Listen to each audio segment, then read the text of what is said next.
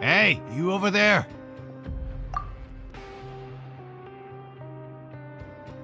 Yeah, you! Say, do you like playing card games? You know, like Genius Invocation TCG? You TCG players are like mint in the wild, literally sprouting up everywhere. Hey, come on now. What's wrong with finding fellow Invocation aficionados? Anyway, care to join me for a game? Alright. No pressure. But why would you be looking for people to play Genius Invocation in a place like this? Don't people usually come here to fight?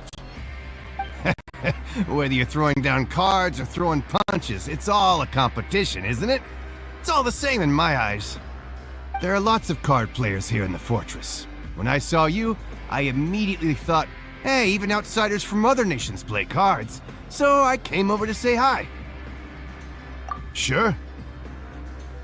Great! Since you've been here longer than us, you need to flex your seniority a little bit, right? Maybe you could start by telling us newcomers some stories about this place. I thought you would have already heard everything by now. All right then, did you have anything specific in mind?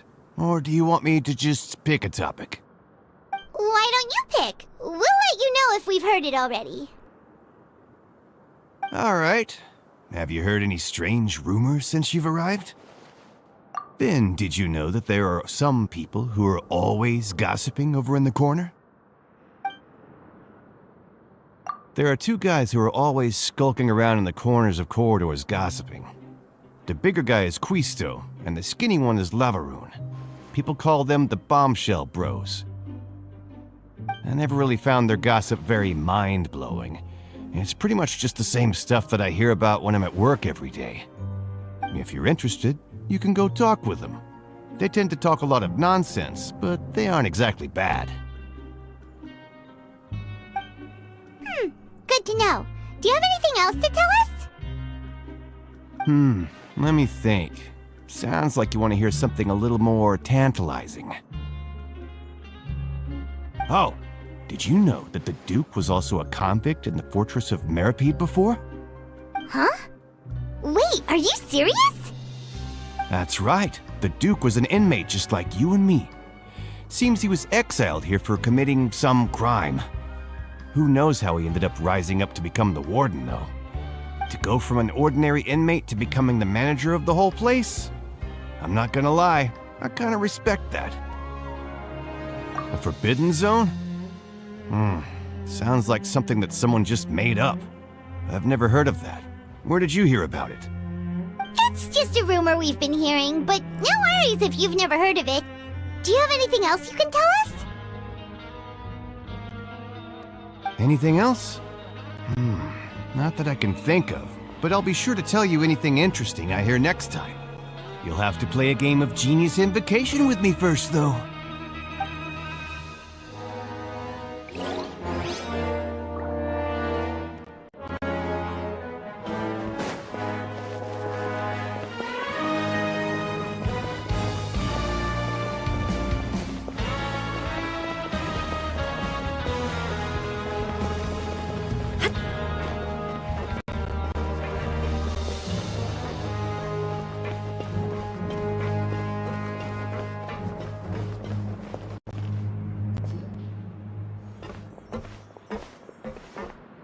There's a group of people over there. Let's go listen in. So I said, that's not a faucet. Hey, who are you two? Why'd you come over all of a sudden? Oh, sorry for eavesdropping. like you were talking about something private. What's the matter? They're just looking to join in on our fun, that's all. Hey, don't pretend like it's okay for them to just interrupt us like that. Fine. You're lucky we don't mind extroverts that much. You hear that, Quisto? What nice! Your expressions tell me you're looking to hear some juicy info, am I right? But before that, it just so happens that I know you two. Really? Are we that famous? You're kidding. How often does anyone get a personal tour led by His Grace himself? Practically everyone was talking about it. Word has it that you also caused quite the kerfuffle. A little mistake, huh? I like the way you put it. You see, people with a good attitude can join our group anytime, unlike some of the others here. Your group? I'm Quisto, and this is Lavaroon. People usually call us the Bombshell Bros, but don't worry, we're not playing with bombs or anything. It's just that our information is always so explosive, and we blow minds on the regular. So, you two really like to gossip? Whew, you sure know how to embellish. No, you don't get it. Knowing intelligence will make things better for you here. For example, knowing who's working with whom, who has the latest rumors, who's not getting along. Wouldn't you like to know all that? Whoa, all this info's worth something, you know? You should prove you're worthy of it. I don't mind him. Quisto's always this way. Just play nice and say something to massage his ego. The welfare meals. Talk about the welfare meals. Right. That meal we had yesterday was super delicious. Paimon can still taste it whenever she closes her eyes. Is that so? To tell you the truth, I've been helping out with making those welfare meals. I've been working as a kitchen assistant for about a month and a half now.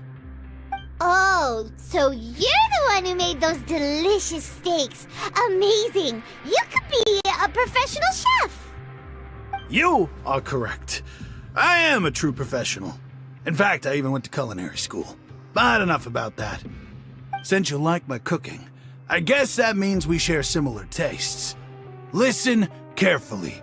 This little bombshell will help you learn what's really going on here in the fortress.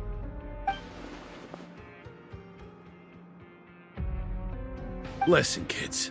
The power structure within the fortress is quite complicated. The overworlders couldn't care less about us down here. We're basically dogs to them. You've already met the one person here you should never cross, the Duke, Risley. He knows more than you think. And if he doesn't care about something, then he often doesn't bother dealing with it. Those who have the Duke's attention get all kinds of special perks. Even better treatment in the infirmary. I know who you mean. It's that Jurier character, right? I don't think there's anything useful about him at all. Why does he visit the infirmary practically every day? Is it normal for anyone to be going in and out of there so often? If you ask me, he's just faking it to get out of work.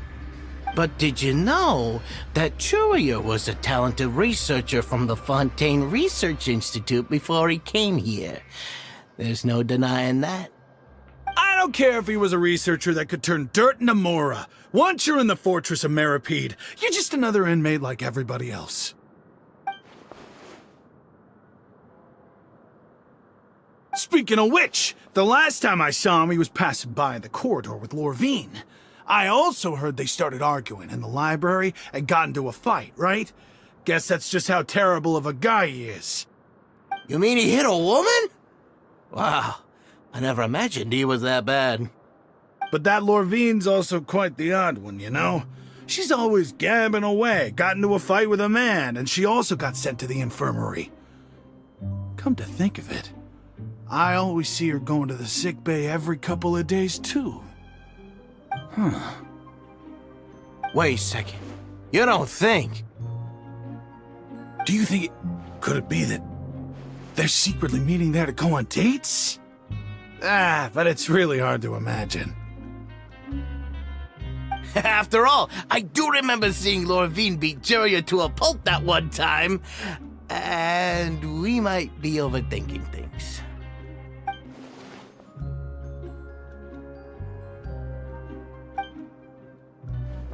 Okay, we've talked to just about everyone, and it's about time for us to go meet Lenny.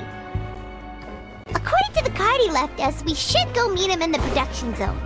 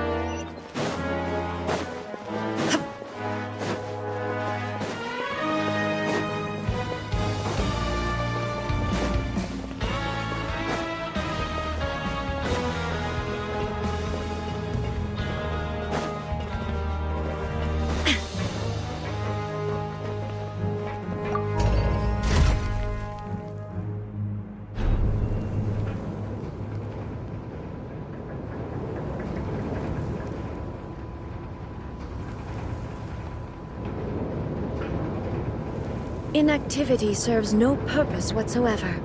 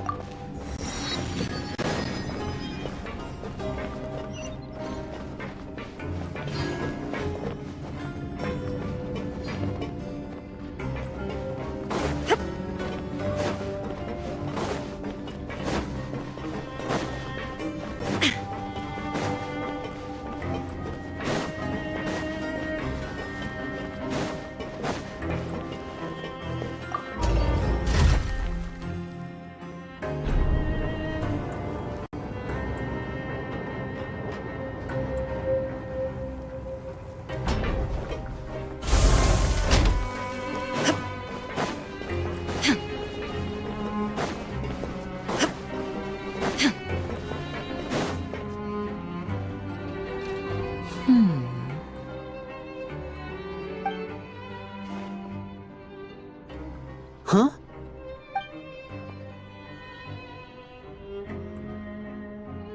That look in your eyes. You found something? Hey, this is no time to be modest. Just tell him we found a boatload of information.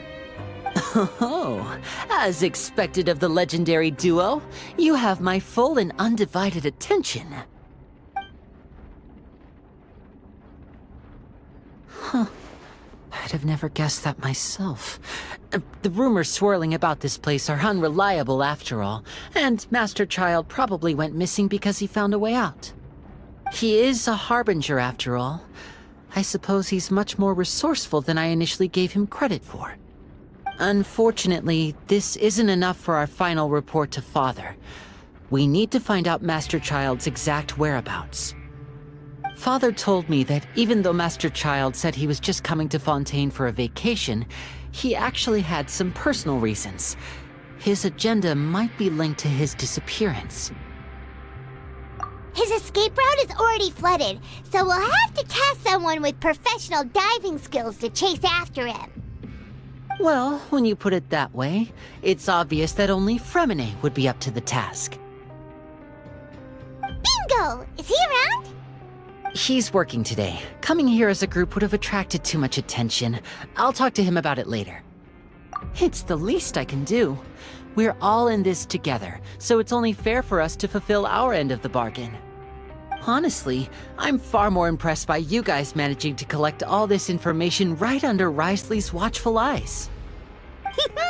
Collecting information has always been our strong point. Now, let me think. To find out more information, Fremine will have to retrace Master Child's original route. And if he's to do that, he'll have to set out on the next pipe cleaning day at the earliest. That's 6 days from now. And after that, he'll probably take another 2 or 3 days to return. You can even estimate how long it'll take for him to get back? We've been working together for a long time. We know each other's capabilities like the backs of our hands. Traveler, what say you to meeting here 9 days from now? We'll be able to pick up Fremine while we're at it, too. Oh, and there's just one last thing we'd like your help with. Though we can just sit back and wait for Fremine's report on Master Child's whereabouts, we still need to make more progress on the investigation of the Forbidden Zone. Fremine's no master of disguise. Lynette's still working on getting intel from the other areas, and I'll need to spend some time helping Fremine prepare for his diving mission. So, you are the only ones we can count on. What do you want us to do? Will it be hard? Well, I won't call it easy per se. Listen carefully. You'll need to find an excuse to get into the infirmary and investigate the room and environs. You've mentioned several sketchy-looking people always meeting at the infirmary earlier, so it probably has something to do with the secret we're hoping to uncover. You've already met the head nurse, so she'll be less suspicious of you. Investigate the internal structure of the infirmary and any active dealings within, and pass those on to me alongside anything else you're able to discover. But also, there's no need to take risks. Don't forget, safety always comes first. My apologies, I just started rambling out of habit. It was almost as if I was talking to my younger brother. But that's not a bad thing, right? All right, then we'll head out as soon as we finish our prep. Let's go our separate ways for now then. Don't forget, we meet here again in 9 days. Stay safe.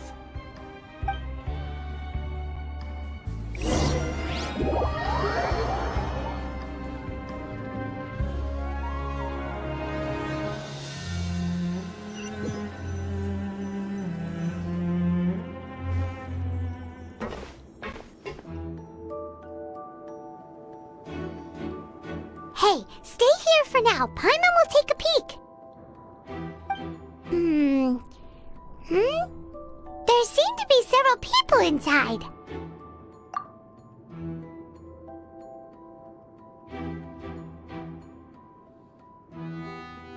Right. I feel like it's not impossible.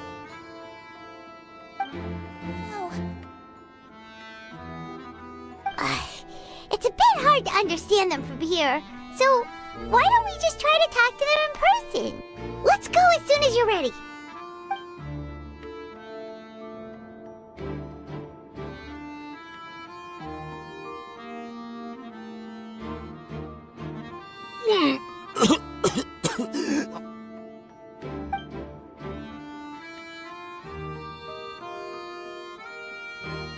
Someone, please help! He's sick!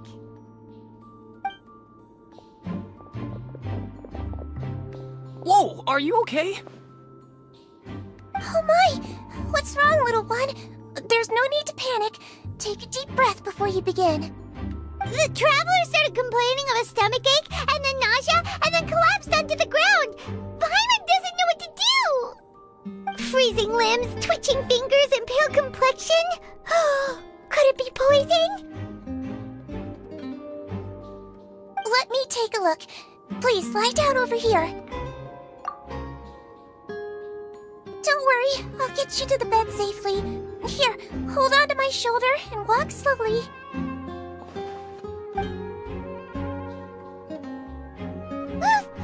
You can do it, Traveler! Don't apologize. You're sick after all. Now, please relax. I'm just going to do a preliminary checkup on you.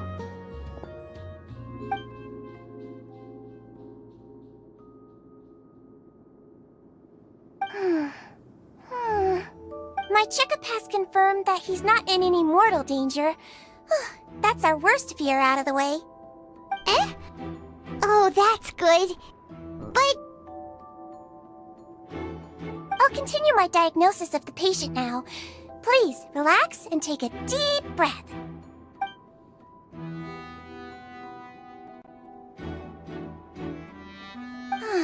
Don't sense serious damage to your organs either. Does it hurt when I press here? And here? Huh? But based on my initial checkup, there shouldn't be a problem here. How strange.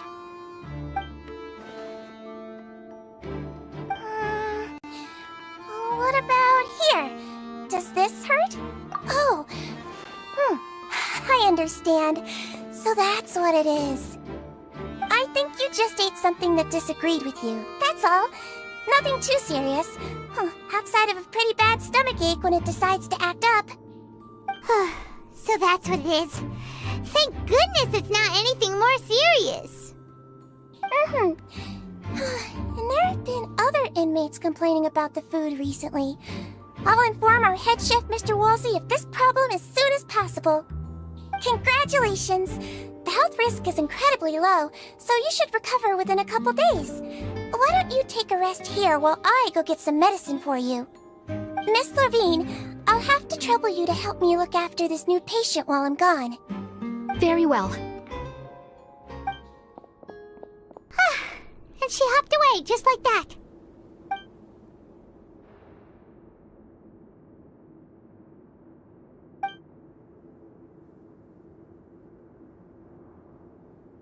Hello. So how are you feeling now?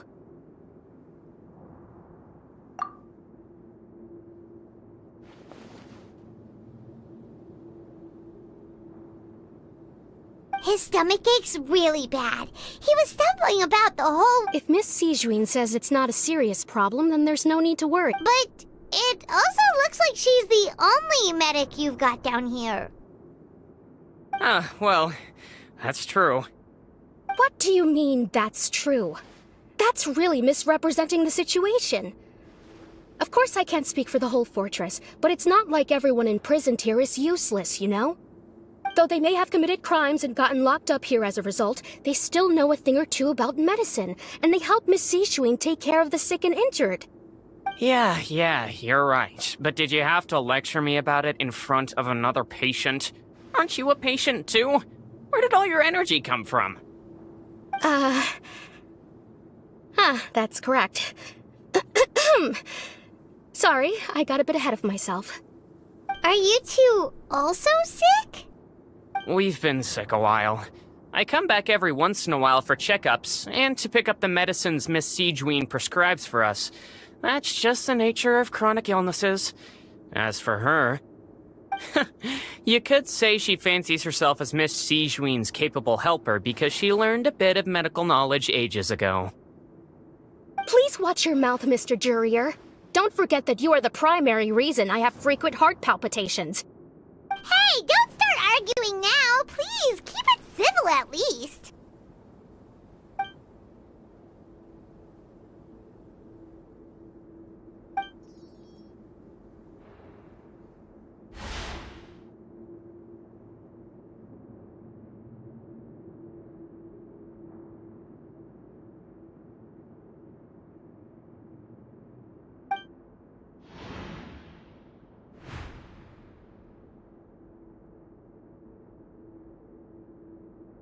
Hey! There's no need to fight!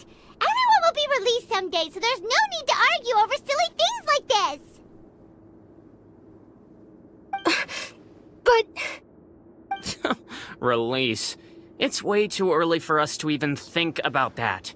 And who the heck knows if we'd even be able to continue our previous lives?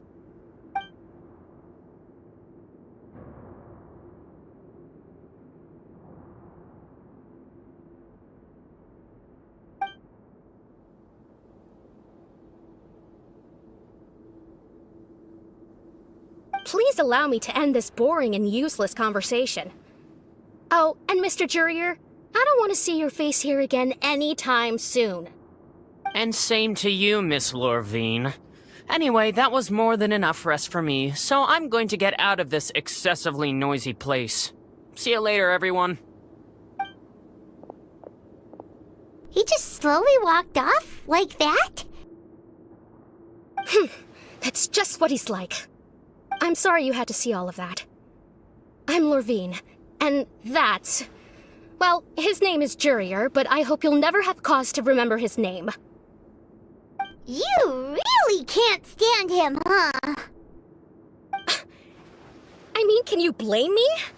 Who would like someone who's as arrogant and obsessed with weird research topics as he is?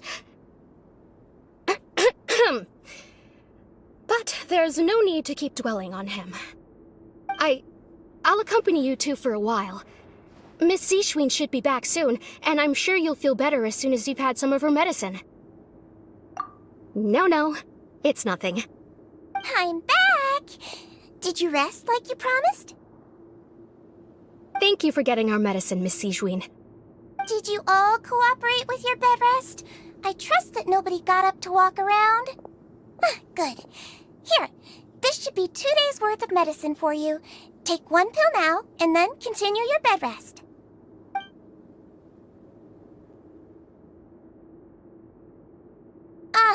Miss Lorvine, I left in a bit of a hurry just now. Do you still remember if we discussed the color of the pill that you should be taking today? I remember. You said it should be yellow.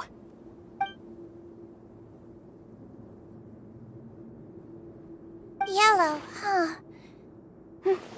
I understand. These are yours.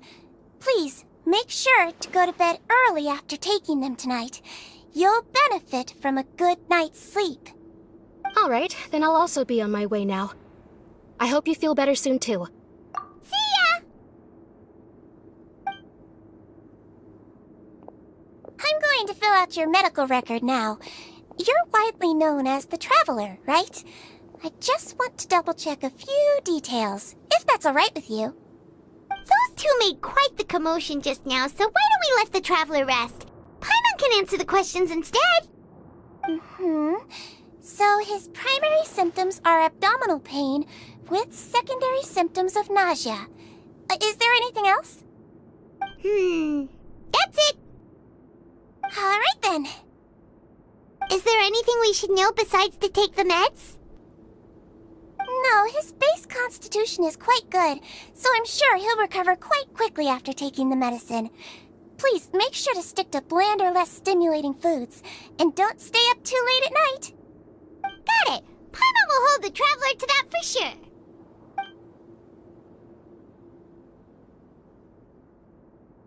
Oh, you're going to take a nap already? Okay then, you get some rest.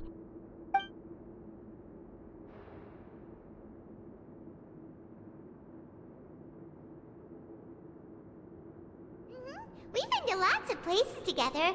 He may look a bit under the weather now, but he's actually super strong. So you're the best of companions. Well, don't worry, he'll recover soon.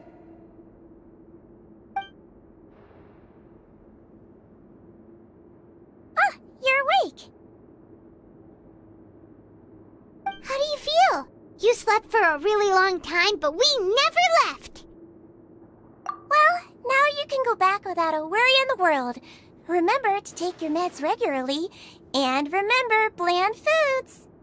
Thank you, Miss Zishwin.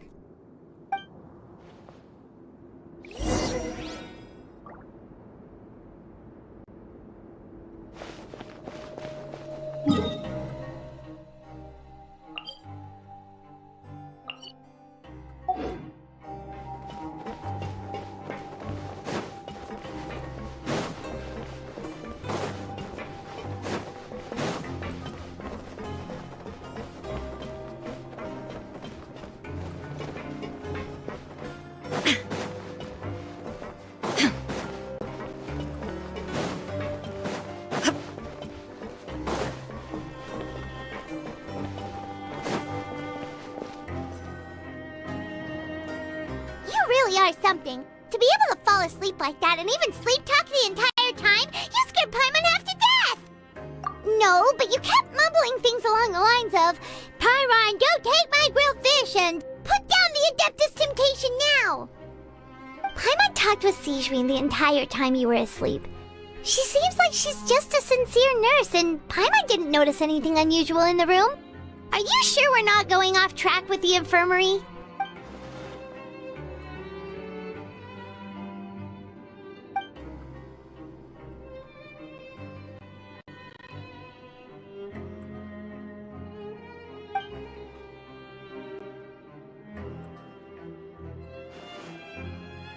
Whoa! You really are super thorough! All those tiny little suspicious things that Paimon didn't even pick up on! We've gotta give the info to Linny!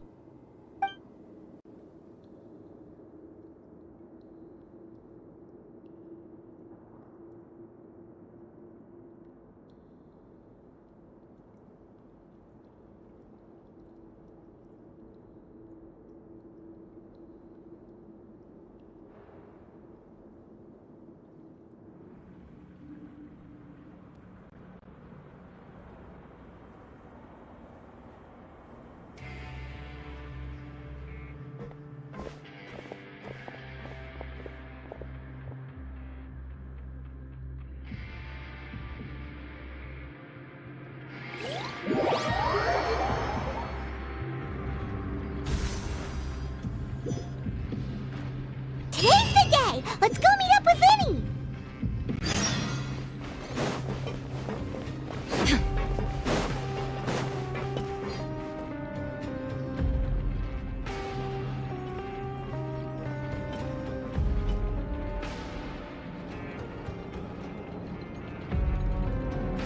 Oh!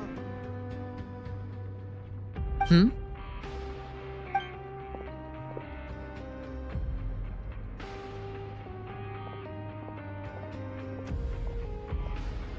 Did you two run into any trouble over the past few days? No, we just worked our shifts according to the schedule. Nothing weird happened. That's good. That means you didn't raise any suspicions when you infiltrated the infirmary. We've taken a look at the slip you've sent. Fremine successfully left the grounds via the pipes 2 days ago, and as of last night, Lynette has also infiltrated the infirmary after faking an illness. Wait, why is she getting involved as well? You already went above and beyond when you scoped out the infirmary. To put it more bluntly, even if we were to view that as something you did in exchange for Fremine's help, you've already done more than enough. Infiltrating a guarded stronghold is a different kind of job from a one-off investigation. We want to avoid using the same faces over and over and reduce the amount of suspicion that will fall on any given person. Lynette also felt like you have already taken the first step for us, so she should be the one to finish the job. So that's what Lynette thinks. Oh, Paimon hopes everything's going well for her. Then, let's go check on Lynette before Fremine returns. If everything went well, then she should be wrapping up her investigation right about now. Is now really a good time to go over? According to my observations, Sigewinne always spends around half an hour away from the infirmary right before lunch. Lynette knows this as well, so this should be a good time to meet up with her. Also, I'm her brother, remember? It's only natural for an older brother to care about his younger sister's well-being. Okay, then let's head over right away!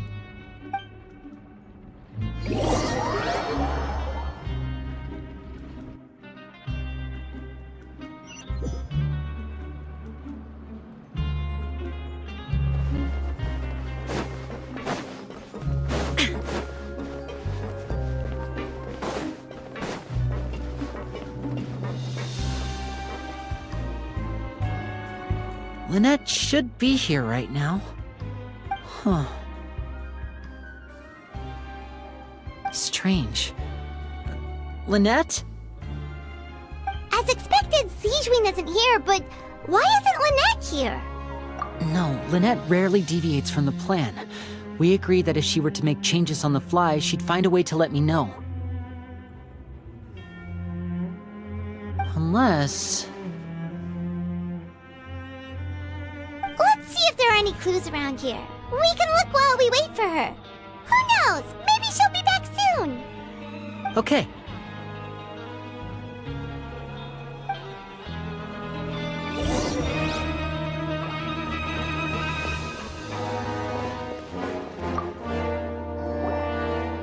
There are some books here and a few files.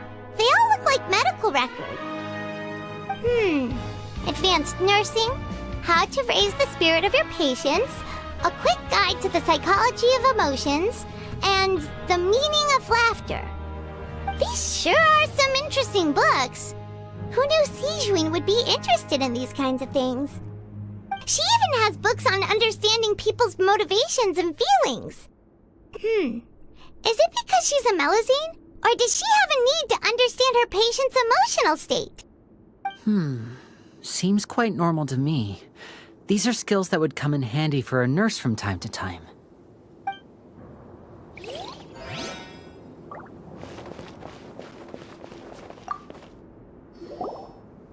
None of the beds have any signs of having been slept in. Except that one over there. That's the one Lynette must have used, right? You said she was pretending to be sick. She would have said her migraine was having a particularly bad flare-up. Generally speaking, the head nurse would then ask her to lie down and rest, while she left to retrieve the medication. Which means, either the head nurse didn't return the entire time from when Lynette laid down up until she left the bed, or the nurse intentionally left it this way.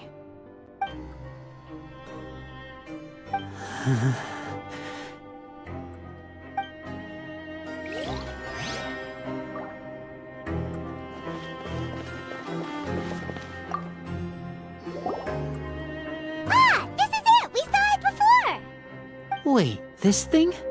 It doesn't look like it's been disguised that well.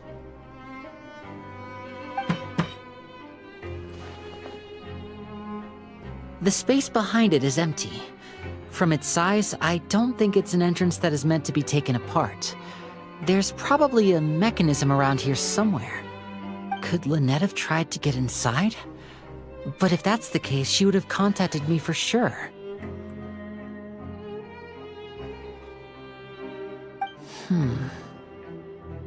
Let's look around here for some more clues. Don't panic, just take another look.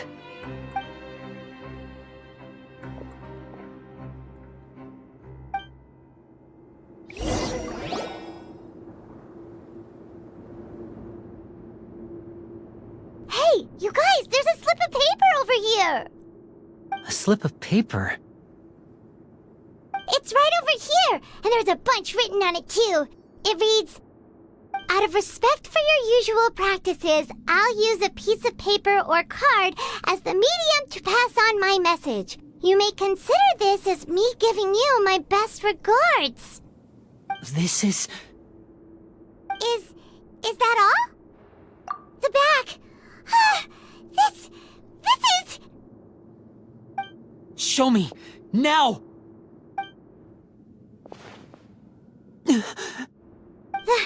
That look on your face. Paimon's reading it now. Would you care to guess where Miss Lynette of the Fatui could be right now? No. Could she have... Is she already... Wriothesley. Did he deliberately leave the infirmary unguarded to use it as bait? Wait, you mean he was aware of our goals from the very beginning? But why? We didn't run into any trouble last time, and he also never reached out to us since. Yes, that is a crucial question. Wriothesley, he doesn't do anything without a clear goal or reason. So this means he had no concerns about your activities from the very beginning. You're not from the same camp as us. You were sent down here by Nervulet, so you have no conflict of interest with Wriothesley. We're a completely different story, though. I'd like to know that, too. Why did he only go after her? Don't panic, just think everything over. I have to stay calm. This is not like what happened last time. The situation's different now.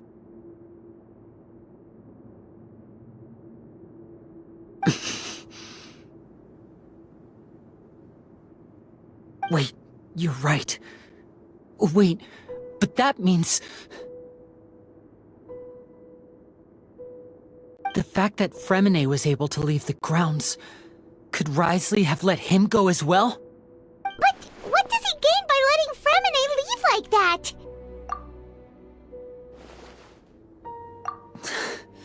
So he's challenging me and trying to provoke me, I'm sure of it.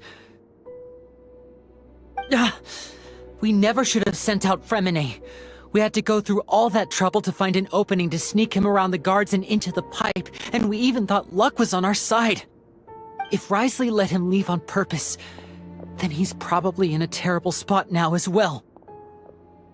Lenny's getting more and more panicked. We have to calm him down. Don't be like this, Lenny. Fremine wouldn't have left if we hadn't told you about Child. That was our fault. No. I'm the leader of this operation, and I'm the one responsible for this team. I was the one who failed to protect them. I'll go talk to Wriothesley. Hey, don't be reckless! Traveler, please talk some sense into him. I simply cannot allow Lynette to be abducted again. I have to go. I'll find a way to get them back!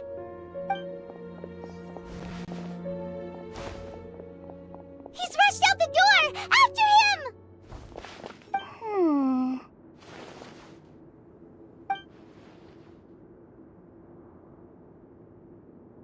Right. I feel like we still have some room to make changes on these details. It's not impossible, but it'll require extensive testing. Is that so? Very well. Then please be mindful of the time. Huh? Is someone? Pack everything up. Whoever's outside is eavesdropping. They'll probably come in once we stop talking. Someone! Please help! He's sick! Whoa! Are you okay? These two. As expected, they've already found this place. Oh, they are quite sharp. What a delightful turn of events. I like smart people, but I also like playing dumb. I like the feeling of being trusted. Oh my! What's wrong, little one? There's no need to panic. Take a deep breath before you begin. Being able to read human expressions is quite the useful skill. Lenny! Wait! It's no use. We have to catch up to him.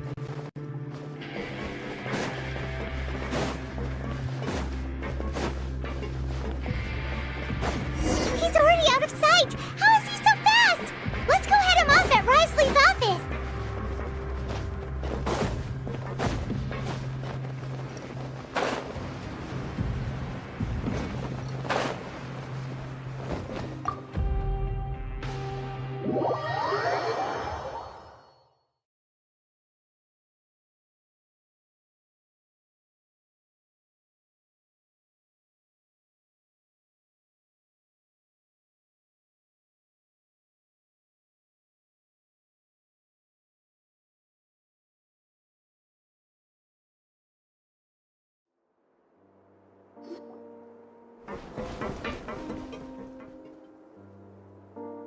Come out and face me, Wriothesley! Aren't we at an administrative office space? Why don't you at least try to follow even a couple rules from the fortress's indoor management regulations? What did you do to my sister? I ran into the young miss at the infirmary.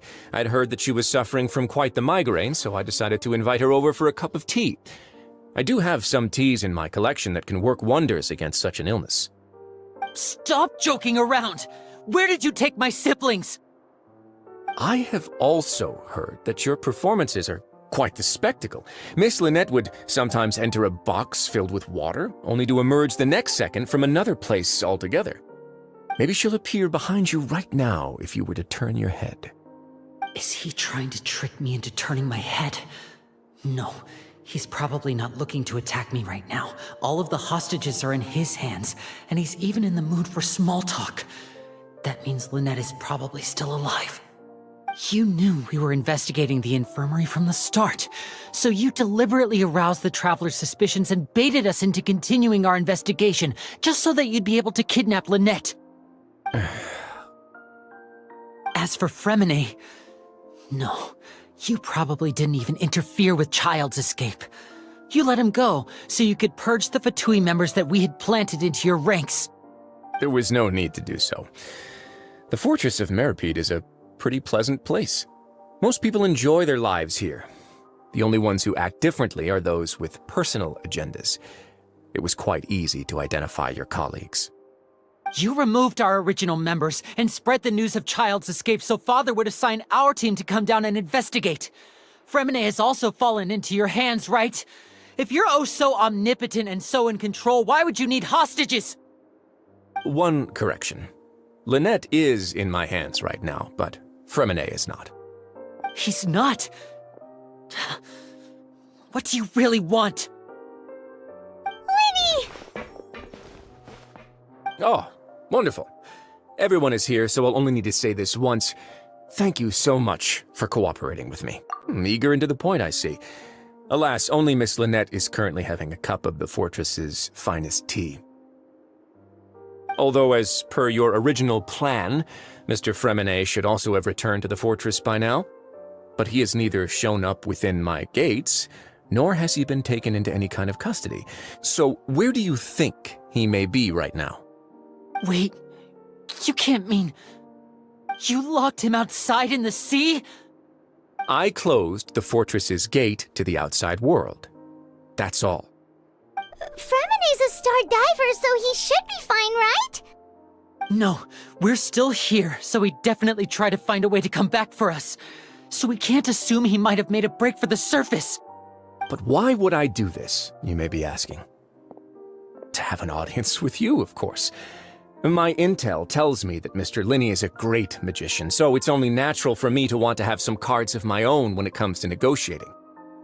Besides, I do recall you mentioning to Miss Lynette that you've always wanted to have a face-to-face meeting with the Lord of the Fortress of Meripede, regardless of whether it was in a personal or a professional capacity. Well, you got your wish. So, you've been keeping tabs on us before we even set foot in the fortress. Some of my folks just happened to hear a thing or two, that's all. In any case, I will be straight with you.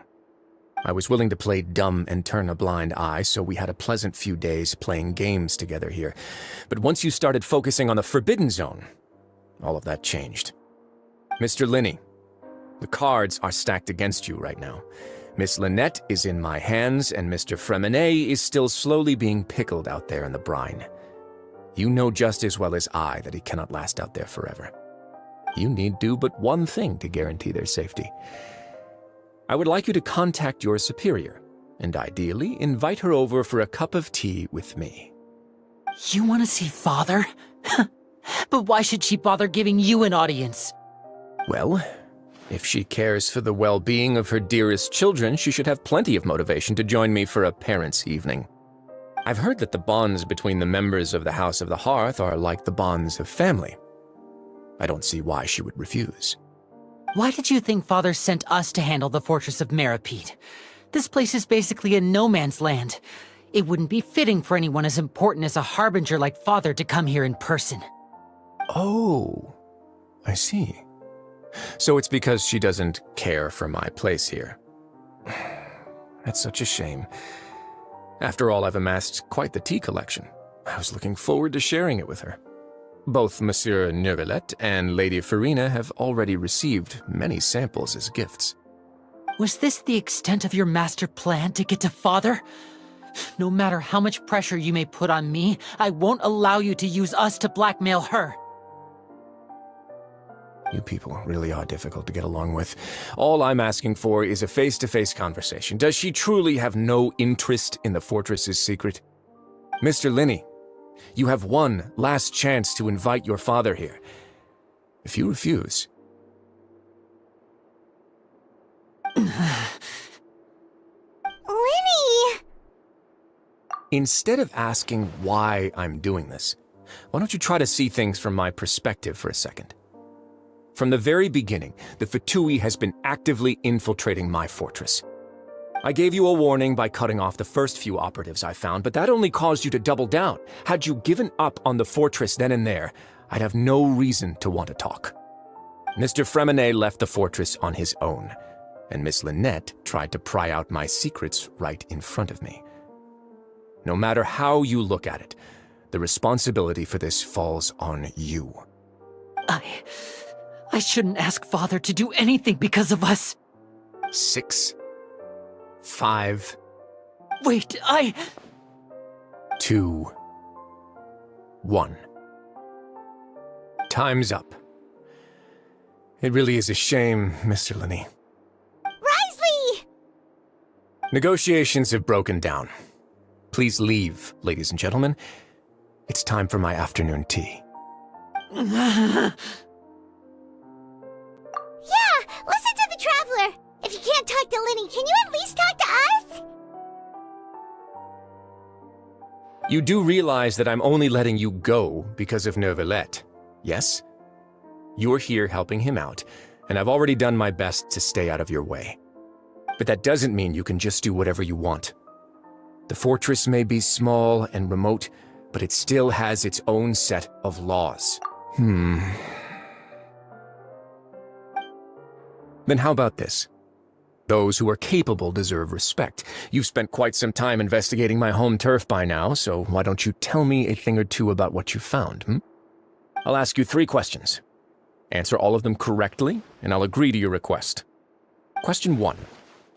Regarding the hidden rules of the production zone, what is the truth behind the one about not being allowed to work for 3 days in a row?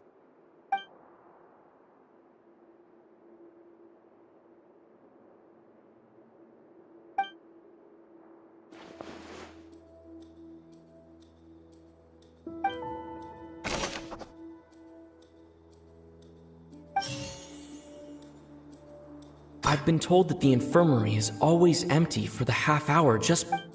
The Fonta promoter has been struggling. The research notes said that the Melusine... Fonta's internal report suggests that they're starting a new trial. We often see Miss Sigewinne observing the prison. According to Collins, the Pancration tournament only took place because... I've been told that the infirmary is always... We often see Miss Sigewinne... Fonta's internal report suggests that they're starting a new trial of an...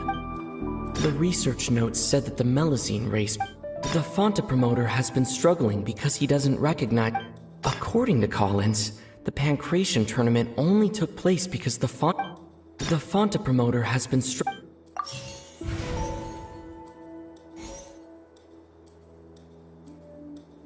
Fonta's internal report said... The research notes said that the... I've been told that the infirmary is always empty. According to Collins, the Pancration tournament only took... Fonta's internal report suggests that they're starting...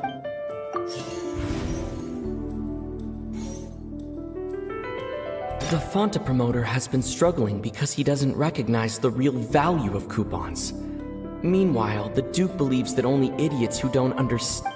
According to Collins, the Pancration tournament only took place because the research notes said that the According to Collins, the Pancration tournament... We often see Miss Sigewinne...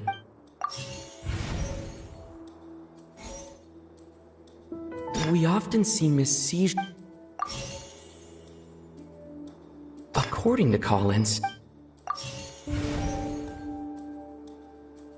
The research notes said...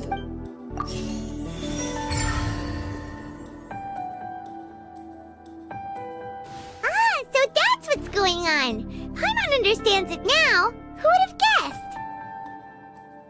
The hidden rule of the production zone. People are not supposed to work 3 days in a row, and if they do, they'll get strange meat in their welfare meal. At first we thought this strange meat must have something to do with the people who disappeared, but in reality, they were all prepared by Sigewinne, the head nurse. She often visits the production zone to observe the workers' health and makes a note of anyone who has worn themselves out after 3 full days of work. Out of her sense of duty as the head nurse, as well as her genuine concern for the workers' health, Sigeween visits the cafeteria right before lunch and cooks an extra dish for those who can use the stamina boost. Sigeween has only the best intentions with her surprise gift and doesn't want anyone to find out about what she does. However, unfortunately, Melusines as a race perceive the world differently from humans, and their sense of aesthetics is even more alien to us. The recipients of her lovingly prepared special meals cannot taste the care within and usually just freak out. Are we on the right track? Not bad. You've uncovered Sigeween's secret and even guessed her intentions correctly as well. It's nice to know that her efforts have not gone unacknowledged. All right, now for my next question. There are also some hidden rules in the Pancration Ring, including the one that you're not allowed to support both sides of a fight. Why is that?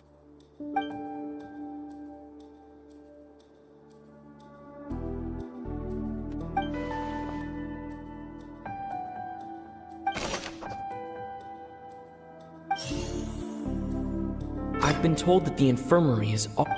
Fanta's internal report suggests that they're starting a new trial. We often see Miss Siege... The Fanta promoter has been struggling because he doesn't recognize the real value of coupons. According to Collins, the Pancration tournament only took place because... The Fanta promoter has been... According to Collins, Fanta's internal report suggests that there's... I've been told that the infirmary is... Fanta's internal report...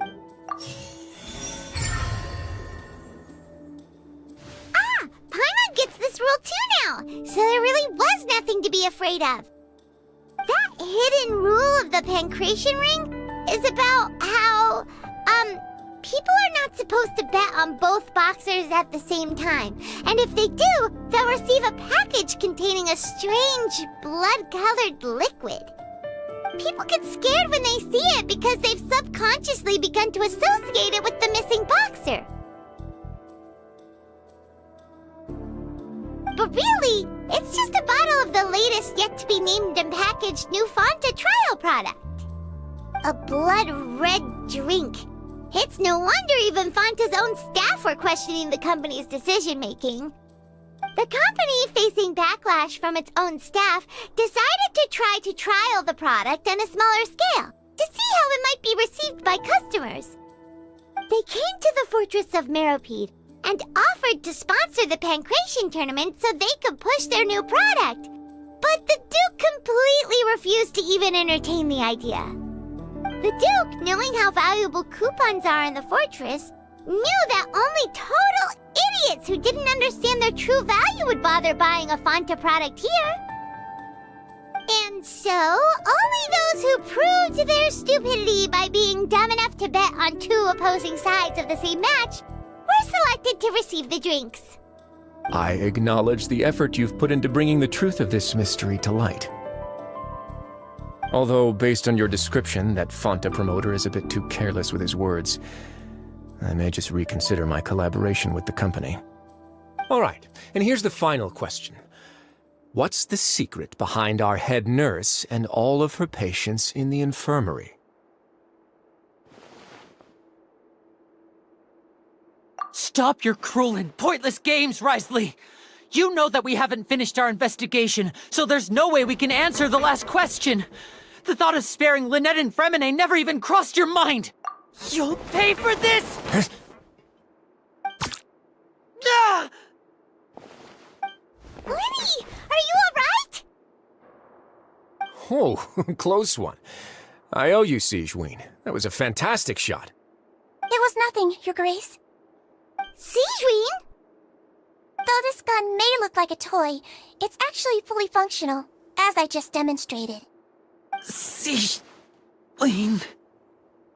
You... Not at all. I am merely resident of the fortress, and thus protecting it is my duty. When Monsieur Nervulette asked me to come here, he told me that my job would be to take care of the well-being of everyone here. I am merely discharging my duties. But if you mean what you just said, then isn't Linny someone you should be looking after as well? Isn't he a resident here just like the rest of us? But I really am just doing what Monsieur Nervulette told me to do. Everything I did, I've done to protect them. Had I not, they would be in far more dire straits right now. His Grace knows it too, right? Your Grace? Mind proving my innocence to them? My dear Sigewinne, whatever shall I do with you? Would it have killed you to just wait another minute or two? Well, it's nearly time after all. The way you do things can be truly frustrating sometimes, Your Grace. I figured I should try to talk some sense into you. What are you talking about? What time? Take me if you want. Let them go. How touching. Can you just give me one more minute? Don't be like that, Your Grace. All right, everyone, calm down. 2 more visitors will be arriving any time now. I'll go get a cup of tea. Miss Sigewinne, I leave Miss Lynette in your care. You... What are you doing? I believe I hear footsteps.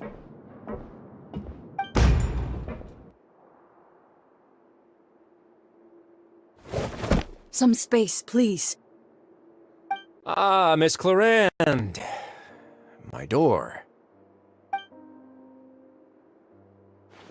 Fremine... Fremine... What's going on? What is Clarande doing here? Work. I'm sorry about shooting you, Mr. Linny. The tranquilizing effect will begin to wear off soon. Please take it easy in the meantime, though. What happened to Fremine? Wasn't he diving just outside of the fortress? Why is he looking like this?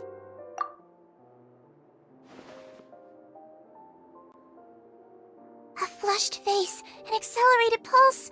He must have consumed primordial seawater. What did you say? Please, make some space.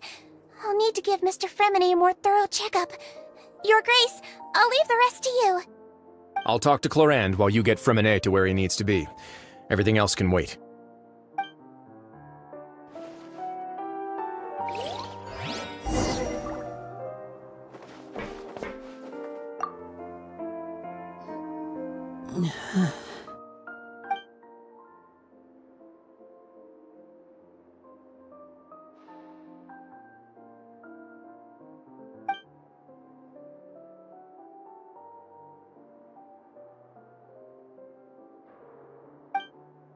How is he?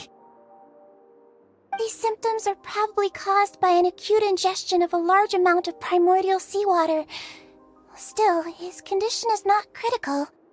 Of course, it would be best if he stayed for further observation. Let's leave him here for now, and move him to the infirmary once he's recovered a bit more. Sorry.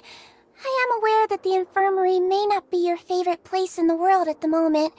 We do only have a single clinic in the fortress, however.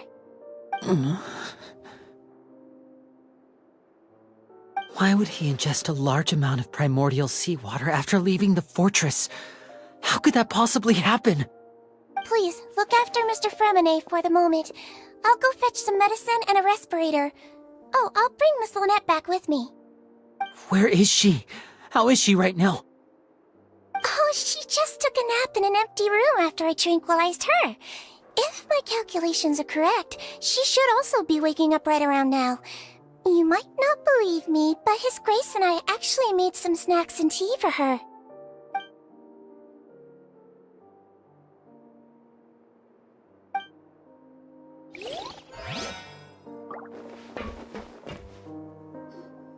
What's that look on your face? I thought I made good time on the way back. Oh, I'm just admiring your punctuality. Had you arrived just a few minutes later, Sigewinne may have been forced to shoot Mr. Linny again. How's the situation out there? The water has changed. It's pretty much as expected. The concentration of primordial seawater has increased significantly. I was only out there a short time, so it wasn't too bad. But if one were to stay for any significant amount of time, well, you can see how that boy's doing. Where was he when you found him? The abandoned zone at the end of the pipes. A good distance into the water. Closer than I thought. He must have recognized it early on and tried desperately to swim back. Locking the door was necessary. I don't think we could have saved two. Well, I did try to convince him that I had my reasons. Never seems to work, though. It would probably work on Neuvillette. He has a knack for picking out who had good intentions, even when the outcomes were all terrible. It's a bad sign if you're having to plead your case to Neuvillette. Want some tea? Not particularly. If you want to drink some that badly, just say so. Fine, I'd like to get some tea. Want me to get you a cup too, since I've already made it? Might as well then, I suppose. Actually, do you have a towel? I would like to dry my hair.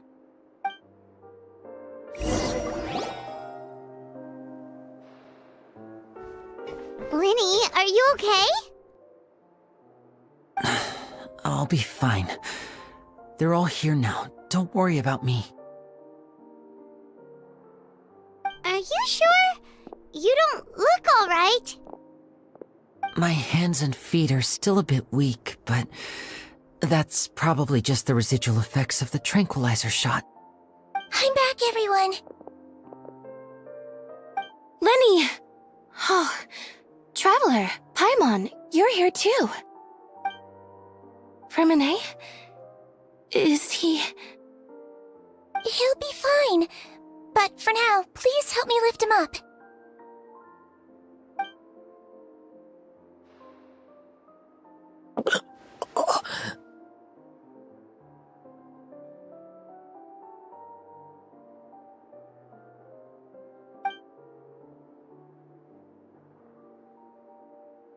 His breathing's beginning to slow down. Give me a hand and help me get him to the infirmary. Yeah, I'll take him from this side.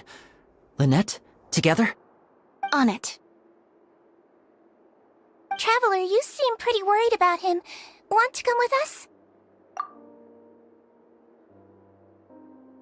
The Duke and Clarande are gone. They probably went to get some tea. The Duke will explain the truth in just a bit. Miss Clarande will need a break, since she only just returned from rescuing Freminet out of the sea.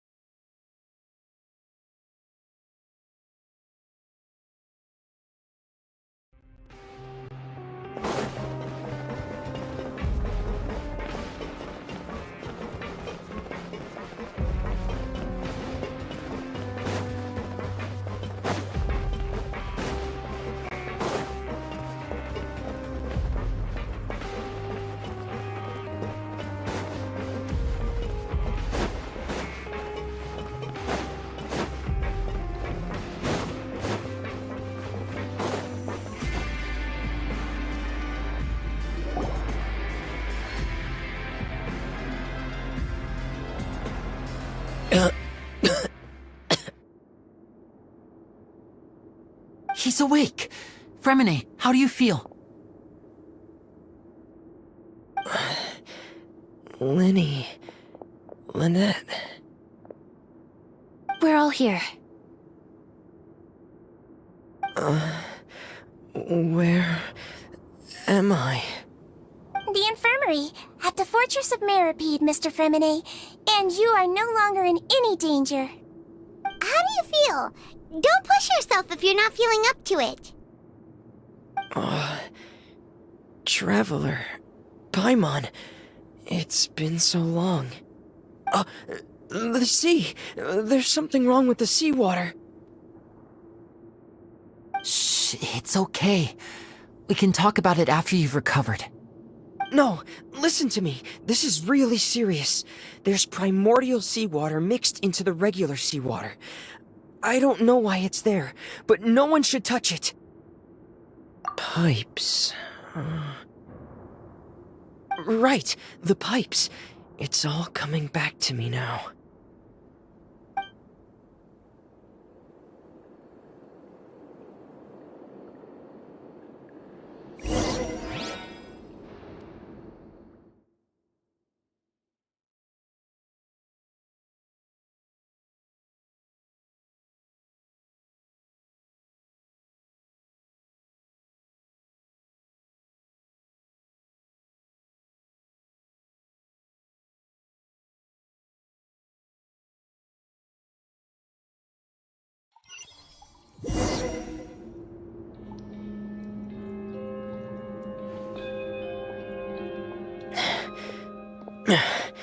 I'm in.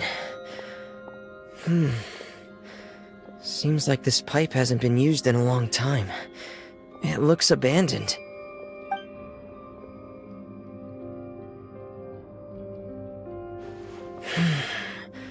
Where could Master Child be?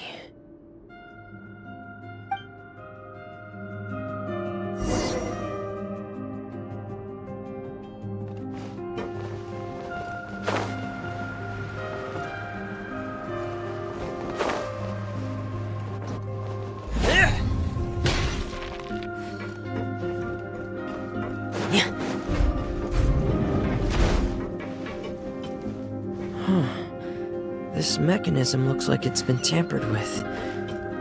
Could he have done it?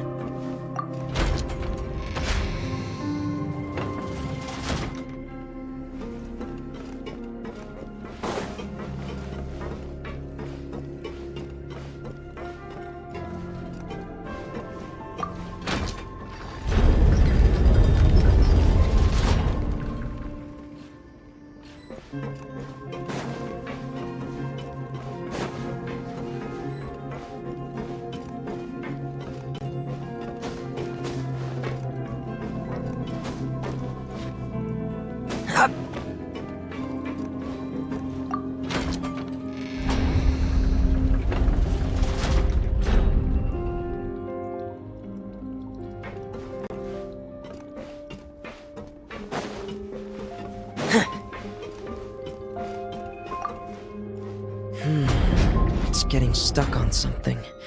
Seems like I'll have to avoid those obstacles while I turn it.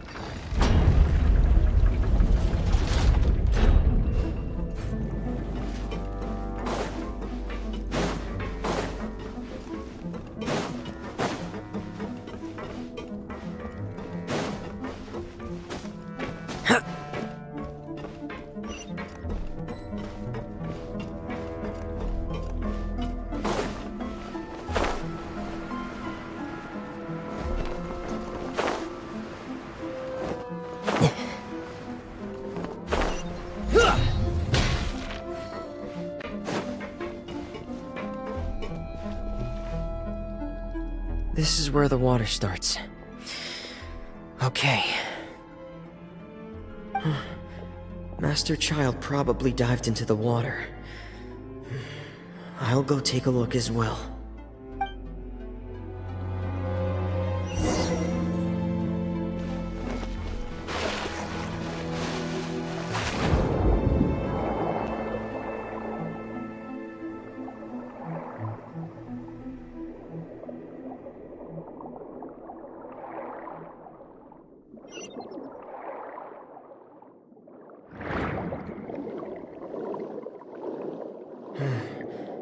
The vegetation here is a bit more sparse.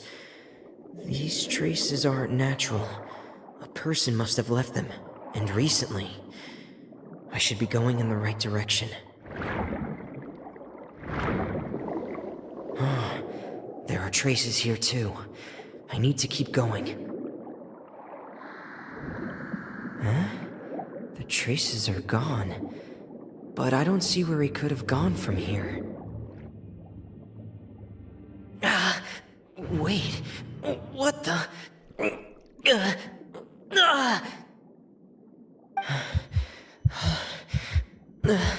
My heart is racing, and it's getting harder and harder to breathe.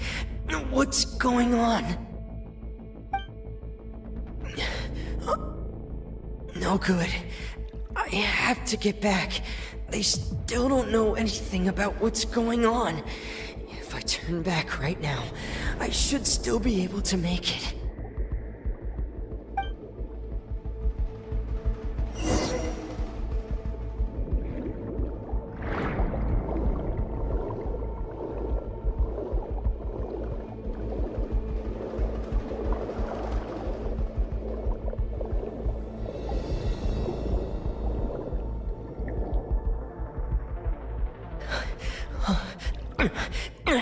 I can't die here.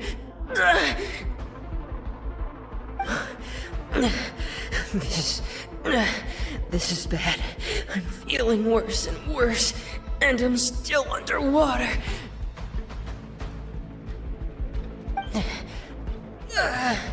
I have to push on.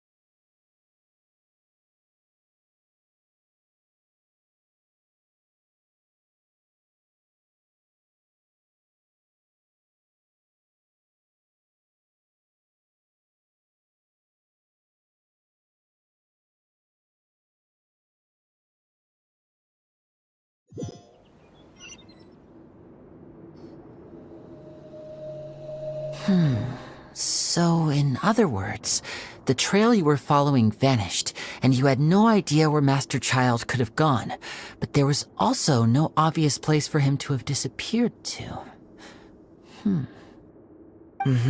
That's right. I tried my best to swim back, but I had already put some distance between myself and the fortress, and I just couldn't find the strength to keep going. I probably passed out some time after that. And you know the rest.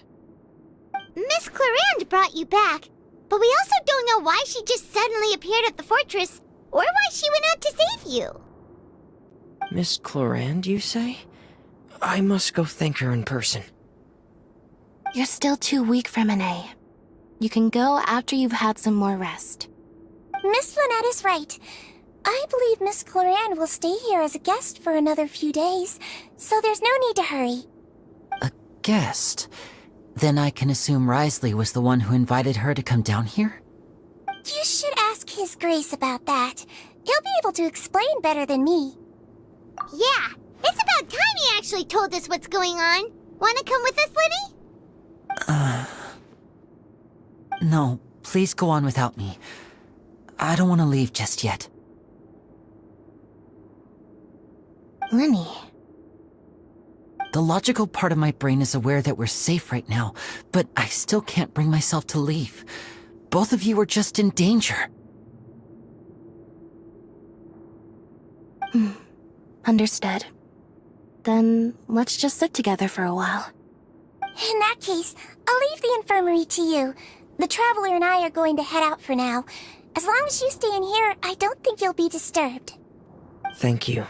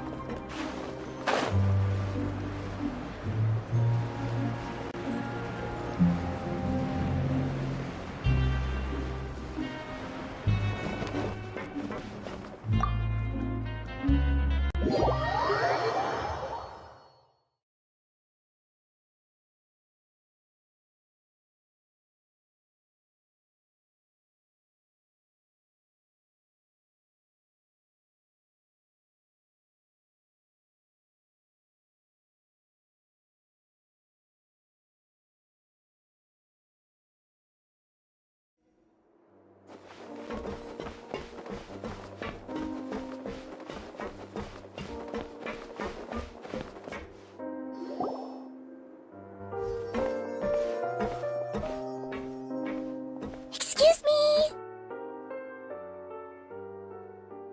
I take it Mr. Fremonet's condition has stabilized? Of course! I wouldn't have left the infirmary otherwise. I've been expecting those two, but might I inquire as to the purpose of your visit, Miss Siegewien? I wanted to check up on Miss Cloran. How are you feeling? Mostly fine, I think. If you don't mind, I'd like to perform another quick physical exam. It'll just take a few minutes. All right. Thank you for looking out for me. I'll take my leave for now, then. Well, want to explain yourself, Risley? Of course, but I'm not partial to the word choice of explain. How about enlighten? Where should I begin? How about you start by asking me any questions you have? You can start with whichever one you'd like to get answered the most. Then Paimon will begin. Did you know about Lenny's goals from the very beginning? No. I just knew they were Fatui operatives sent to the fortress by the Knave. As for their specific goals, I only figured those out as you made progress on your investigation. You managed to monitor and stay ahead of them even though you didn't know what they were trying to do? They came here with ulterior motives. I'm quite adept at discerning what that kind of behavior signals. Initially, I thought their goal was just to investigate Child's disappearance. Linny suggested that I had deliberately let him escape, but in truth, I didn't really do anything special to help or hinder him while he was here. Everything he did, from finding helpers to leaving this place, he did on his own. Of course, it's inevitable that the Knave would make a big deal out of her fellow Harbinger's unexplained disappearance. I'm also quite curious about where that Harbinger went, so I figured I might as well let the Fatui do their own investigative work. All I care about is the answer. So you were hoping Lenny's group would just do your work for you! You make it sound like that's a bad thing. Unfortunately, things didn't go as planned. I assume that Fremonet has told you already, the ratio of primordial seawater around the fortress of Meripede is on the rise. The Forbidden Zone has always been Lenny's target, and you got roped into that investigation after running into him. I began to intervene out of concern for your safety, and also to prevent the fortress from becoming entangled in more irksome matters. Are the rumors true? That you're also a former criminal? Now, why would you put it like that? Isn't staying here all day and serving as the manager of the fortress a kind of sentence unto itself? Another form of prison? I just happen to have some support from the rest of the inmates. That's all.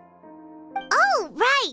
Paimon wanted to ask, who invited Cloran down here? Me, of course. I paid her good mora to come down to the fortress for some field work. As a champion duelist, Miss Cloran could be considered to be an independent party. I needed to find an exceptionally capable person to help me get through the impending crisis. And saving Fremine was part of that crisis? You can think of it like that, yes. Credit where credit is due, that boy is quite adept at diving. Had conditions not been as hostile as they were, he probably would have found the missing Harbinger already. That's not something you should be asking after. Neuvillette only asked you to investigate Child's whereabouts. All I need to prove to you is that the Forbidden Zone had nothing to do with the Harbinger's disappearance. That should be clear now that you've spoken to Fremine. But we've already uncovered that there's something wrong with the infirmary, and we've answered a bunch of questions that you threw at us. Isn't it about time that you answer our last question in return? You make a compelling case. Do you really want to know the answer that badly? Yeah, Paimon really wants to know. Even if the truth may not be pleasant? Follow me.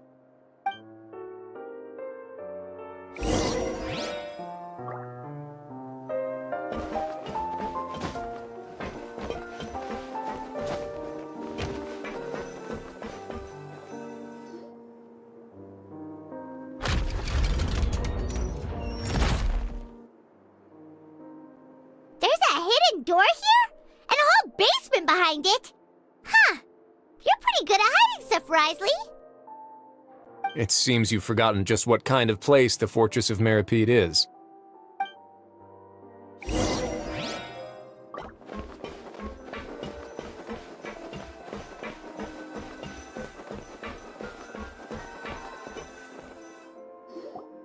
Stand on the central plate. Wait, is there a secret mechanism or... Whoa!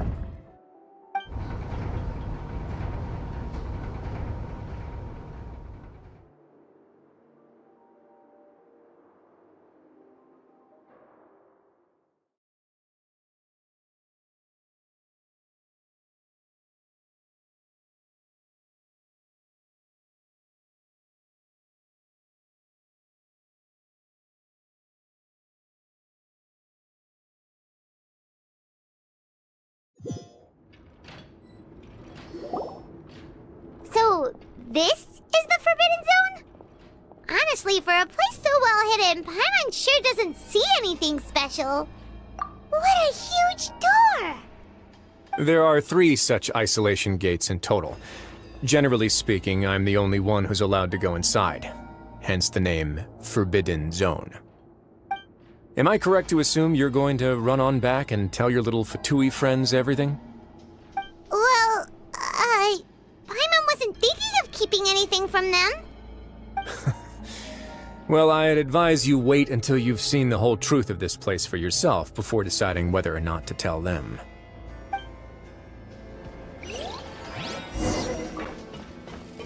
Huh.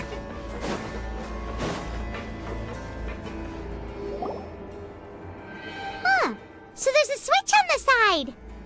Stand back.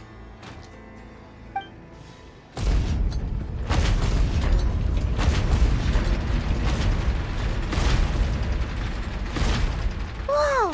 They all just went up one by one! Go on, have a look.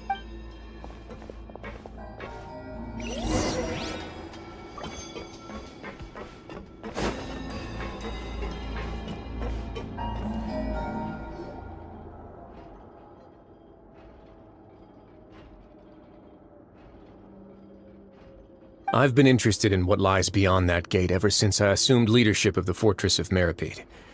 Of course, it would be unwise to recklessly open it, but it'd also be risky and negligent to simply ignore any potential danger that could be behind it. The readings on that dashboard have not budged since the day when I first laid eyes on this place. But over the past year, the needle has crept upwards from its original position, likely because some parameter it's been tracking has changed, if only infinitesimally. Normally, I would have ignored it, but I happened to have some free time when I noticed it, so I investigated. Any guesses what the reading could be tracking? Very reasonable guesses. I've considered both of those as well. Unfortunately, our dashboard is tracking something less ordinary. The temperature should vary with weather and climate changes, so for something that rarely shifts, the water pressure is more likely. We ran a few tests to increase the pressure from the outside, but the readings didn't change at all. Later on, a few more possibilities occurred to me, such as a potential connection with the primordial sea. I began to make a few preparations based on that hypothesis. Over the past few days, the needle has moved again. With that, and the symptoms that Fremine displayed after leaving the fortress, I can now confidently conclude that the readings represent the concentration of primordial seawater in the seawater nearby. The concentration of primordial seawater? But we're already under the sea! And that is precisely the problem. We're at the bottom of the sea, and now we're surrounded by toxic seawater. Somehow, primordial seawater got mixed in, and the concentration is steadily rising. Yes, that's very likely. But forget about the two of us! Not even Novelette knows where the primordial sea could be, much less where we could find and plug a leak. Oh. Oh! Seems like you've figured it out. I believe the primordial sea lies directly beneath this sluice gate. For some reason, the primordial seawater levels have risen significantly, and it's now very close to us. The indicators are now red. Although the gate still stands, some primordial seawater has already leaked out and mixed into the sea around us. If this continues, soon it will no longer be able to hold back the primordial sea at all. Yeah, you know what the legends say. If this place falls, then everyone in Fontaine will be turned into puddles in the span of a night.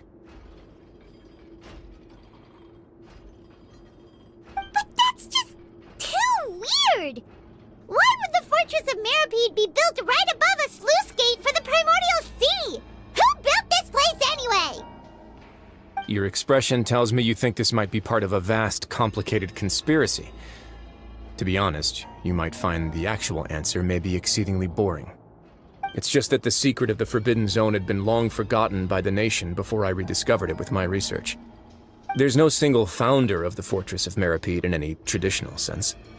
What we know about its history has been left to us by the people who used to live here.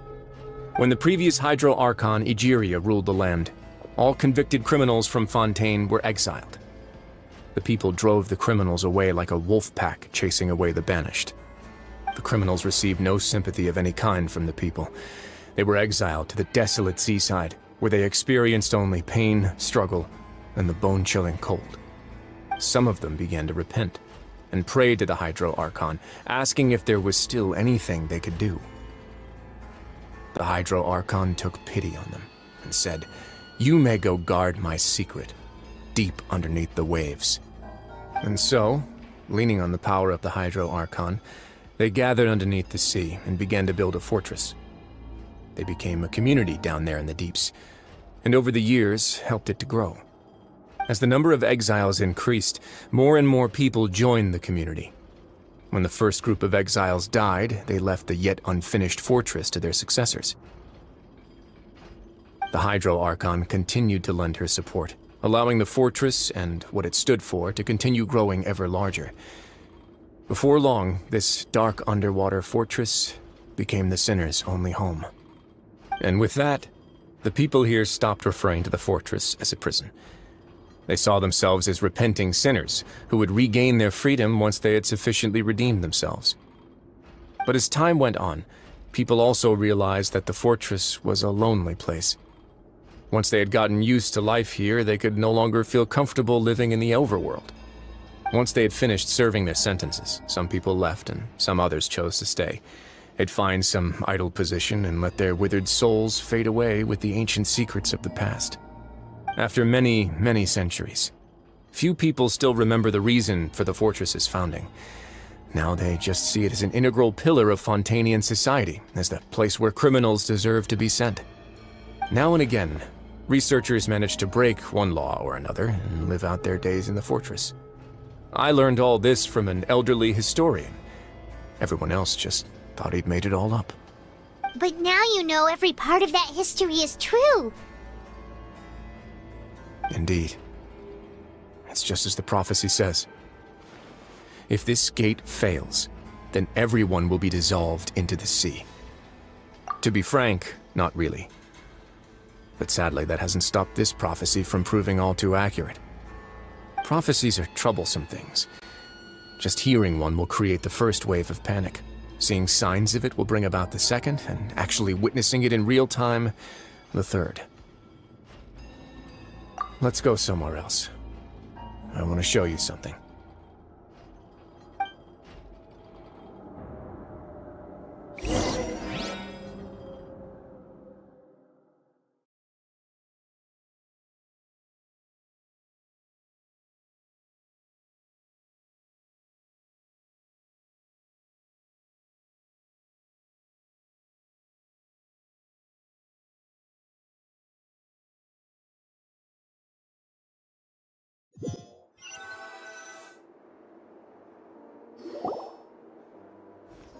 This is it. Your Grace, perfect timing. The results from our last round of experiments have... Wait, Jurier, he's not alone! Huh? Lorvine and Jurier? No need to panic, you two. I've already told them about our plan. What? After you warned us not to tell a single soul about any of this? I'm skeptical as well. Are you sure they are trustworthy? The results speak for themselves, don't they? These two may already know more than you could ever imagine. All right then, if Your Grace insists. They seem harmless enough, so I'll trust them for now. Well, how about some reintroductions? This is Jurier, one of the highest-ranked researchers from the Fontaine Research Institute. He used to work under Edwin. I trust that you've heard of Edwin? Good. Saves me a bit of time explaining. Edwin's main areas of research were archaeum and gravimeters. As his assistant, Jurier is quite familiar with them as well. I hired him to be my technical consultant. You want to blow up the fortress of Meripede? Ah, what a lovely idea. I'm already imagining it in my head. Gotta admit, I'm tempted as well. Guys, focus! Focus! That taskmaster over there is Miss Lorvine, and is also one of my technical consultants. While Jurier used to be Edwin's assistant, she used to be Jurier's assistant. Ooh, are they together? See, everyone keeps asking this question. Are you too sure you're not a couple and just using your work as a convenient cover? Your Grace, I am not in a relationship with this man. If I dated her, I'd officially be madder than Edwin. Jeez, forget I said anything then. Follow me. Whoa, there's another door that goes right up. Your constant amazement makes it seem like the fortress can do anything. But Paimon really thinks everything's super cool.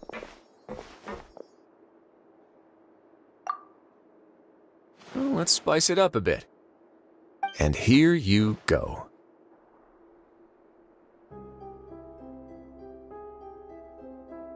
What a huge ship? This is also a production zone that Paimon's never seen before. What's going on? How much do you know about Fontainian history? Not much at all. Well, then maybe you haven't heard the story of ancient Lemuria. To give you a quick rundown, Fontaine used to be ruled by the Lemurian dynasty. According to legend, the Lemurian king Remus came to this land after being inspired by divine revelation and found the seer Sibila, who had taken on the form of a golden bee. Taking the golden bee with him and riding on a huge ship, the Fortuna, he created his nation above the surging waves. He called his nation Lemuria and used the Fortuna to incessantly search for new tribes and islands, calling on them to join his empire. There's a ship in this story too? Where there's water, there'll be ships. People believe that hope can always be found at the end of a voyage. Do you believe that too? To a point, I think. As you've already seen, I have a whole factory's worth of labor, materials, and technology at my disposal. Certainly can't hurt to give it a try. So the moment I began to speculate that the primordial sea might lie underneath the gate, I also began this project. Were you inspired by the legendary Fortuna? Maybe. Fontanians need something to hold on to cope with the impending disaster. Were the workers to find out the truth behind this ship, riots would destroy the fortress faster than any catastrophe. As the fortress's administrator, I'd never make such a reckless call. Alright, that's enough talking for now. I'll need another 3 cups of tea to soothe my throat. Do you have any other questions? Seems like you're good. Come on, I'll take you back.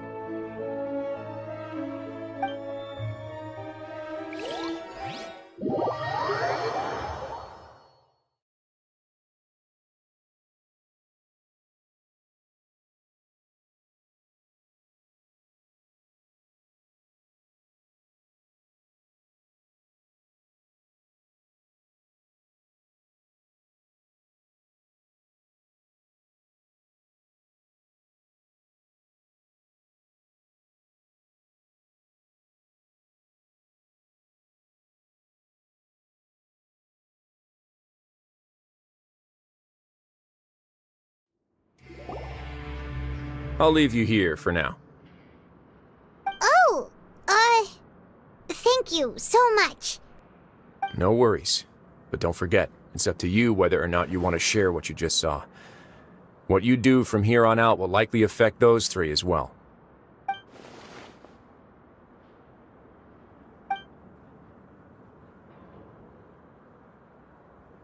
Yeah, we'll put a lot of thought into it for sure. Great. I look forward to what happens next.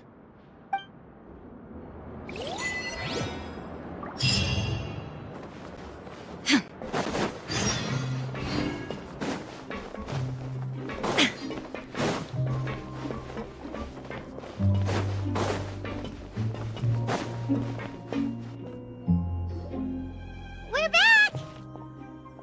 Welcome back. Do you want a cup of tea? How can you be so much like Risley, always drinking tea? Huh.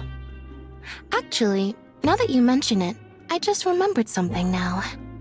While I was sedated, I could still barely hear 2 people talking next to me. They were discussing everything, from the leaves to the water and even the teacups themselves. Must have been Risley and Sijween. Yeah, I heard 1 male voice and 1 female, so it should have been the 2 of them. They really were just talking about brewing tea. I really can't make sense of this place. So, Traveler, Paimon, were you able to learn anything from Risley? Yeah, he explained everything. Very well. Then, would you mind checking your answers against my speculations? Yeah, I took the time to rest, so I'm feeling a lot more relaxed now.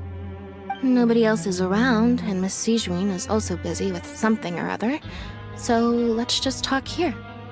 All right, then I'll posit my theories. I asked myself 3 questions. Firstly, why was Fremine affected by the primordial seawater? It was because he dove into the sea. My theory is, the long-lost primordial sea is probably very close to the fortress of Mirapede. Ooh, he's good. He got that right on the first try. That's our Linny. Secondly, Risley's attitude changed dramatically during the course of our stay here. He ignored us completely at first, then suddenly roadblocked us. Why? I spent quite a long time thinking about this. If he has been monitoring the Fatui since the very beginning, he probably ignored us at first because he was hoping we could find Master Child for him. What's more, the Fortress of Mirapede is not part of Fontaine's court system, nor does it report to Udex Nervulet. Risley is basically the king of a no-man's land. As long as the fortress doesn't do anything about Master Child's disappearance, Father can use it to pressure the Fontaine authorities. And while the 2 factions are pitted against each other, Risley will be free to move between the parties of interest. If I had to guess, he probably has something that he's working on himself. It's likely related to the secret of the infirmary, but I just can't think of what it could be. You're super smart. Thanks so much. Then finally, there's the last question. If Risley does have a plan, what could it be? All I know for now is that his plan probably has something to do with the changing nature of the seawater. He's even gotten Cloran to help him out. That can't be the full extent of what he's doing. There's probably a secret passageway behind the block in the infirmary, and there's something big in the fortress that most people here never get to see. He has a bargaining chip, and it could be important enough for Father to deal with him directly. I don't have enough information, so I have no idea what his chip might be. But let me guess. You have the last piece of the puzzle.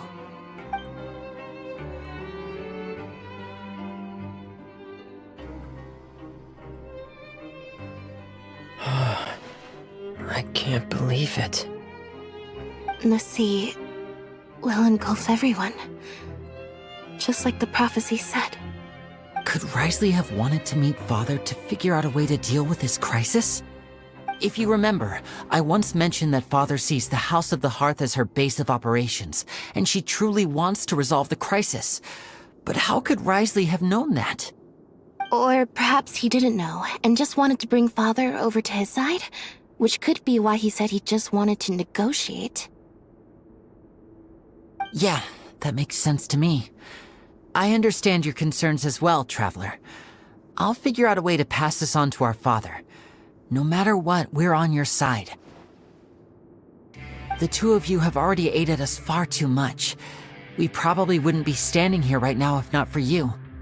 If you ever need anything else going forward, please come to the House of the Hearth at any time. Though you may not share the sentiment, after all that we've gone through together, the three of us basically see you as family now. You have my gratitude. Thank you for protecting Linny when it really mattered. And thank you for sharing the secrets of the fortress with us. We didn't think you were going to do it. Why are you being so formal all of a sudden?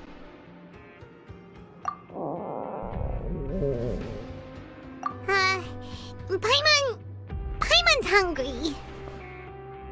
Oh, you've done so much already. Go get some food. Alright, then we'll catch you guys another time.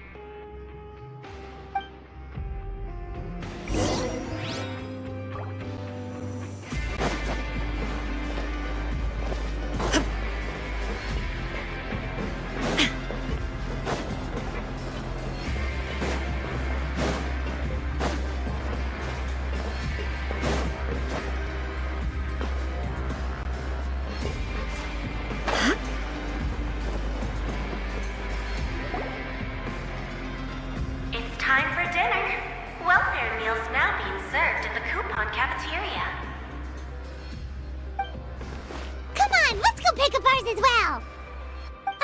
Traveler and Paimon, over here. Are you here for dinner too, Miss Sijween? And I'm taking the opportunity to prepare Miss Cloran's dinner as well. Huh.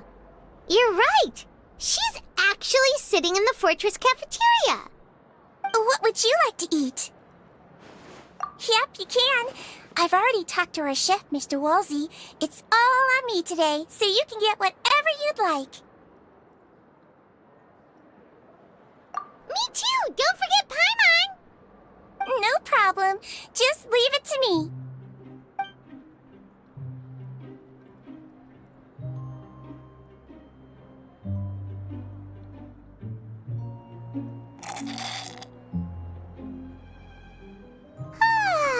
So delicious.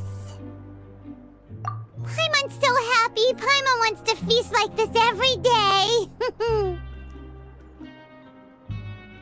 Feeling full yet? How's the food? Delicious.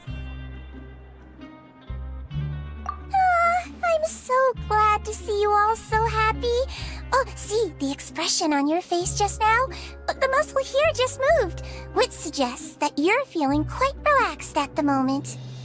Sijween, do you do this to help your patients or to better understand human beings? A bit of both, I suppose. I'm a Melazine, which means I'm very different from human beings. I must know what you're thinking if I want to take good care of you. You're really good at taking care of people. Even though you're so short, you still talk and act like an older sister. Really? You're reminded of an older sister? That's great to hear. Oh, and what did you mean back in Risley's office?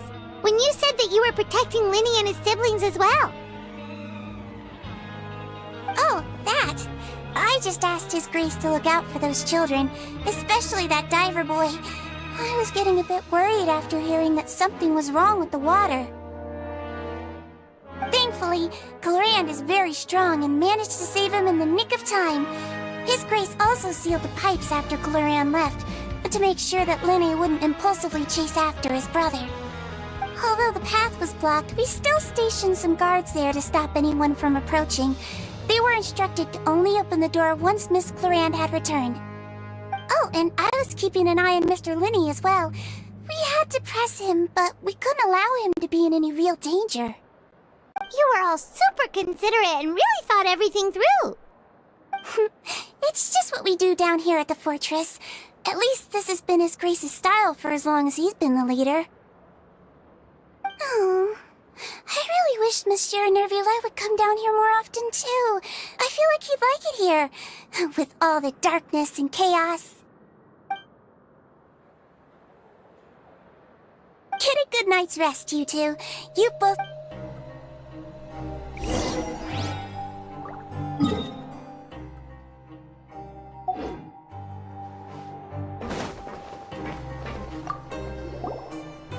Glorand! Ah, it's you two. How's dinner? It's all right. Miss Sijwin really put in a lot of effort. So we heard that Risley invited you to come down to help, and you saved Fremonade too! You sure work super fast! Oh, it was child's play. Still, Paimon didn't know even champion duelists could take on side jobs. Oh, and why aren't you eating with Sijwin and the Duke? Won't you get bored eating by yourself? Miss Sijwin was with you, and the Duke has business of his own. Actually, didn't Navia say that you went out for dinner with her as well? Yeah. First time in a long time. First time in a long time? So you mean you've gone out to dinner with her in the past? In the past, yes. You seem to be enjoying yourselves here. Things will be getting messy at the fortress soon. Don't run around unnecessarily.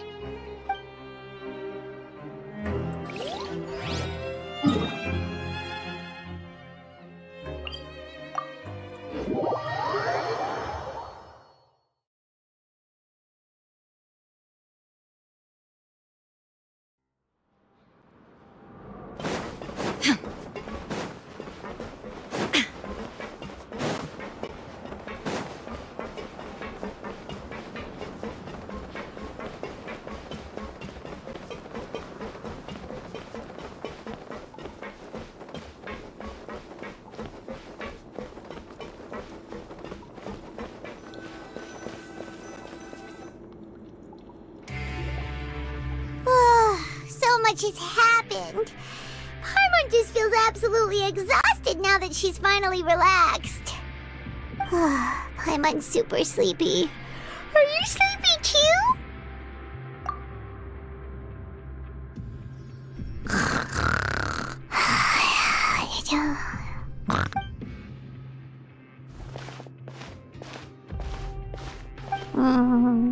Delicious. Paimon wants seconds for free.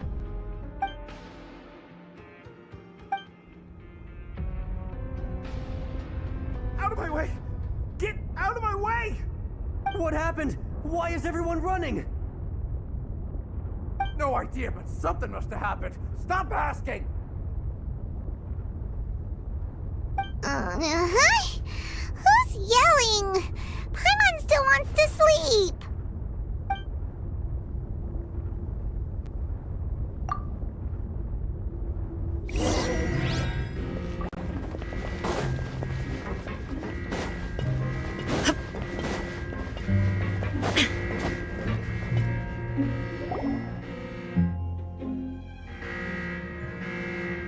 What happened? Why is everyone running around. Hey, what are you doing? No time to explain, mate. Goodbye. Hey, wait! What's wrong with these people? They won't even talk to us. They're here! There you are! Oh, thank goodness! Quisto and Lavaroon, do you know what happened here? We came here especially to inform you. Something seems to have gone terribly wrong just now. His Grace is telling everyone to evacuate and get out of here. Lavaroon was saying you two are new here and you don't have many friends, so you might slip through the cracks. Haven't you heard all the stories like that? An evacuation is successfully completed, yet you only find out once you do a head count that 1 or 2 people are missing. Wait, weren't you the one who brought that up? Why is it suddenly my idea? Hey, shut up! Okay, whatever. The point is, you should come with us. Yeah, he said to get as far away as possible, upwards and outwards.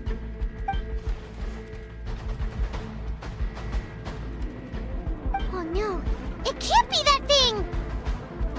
Whoa, wait, what? What? Hey, where are you going?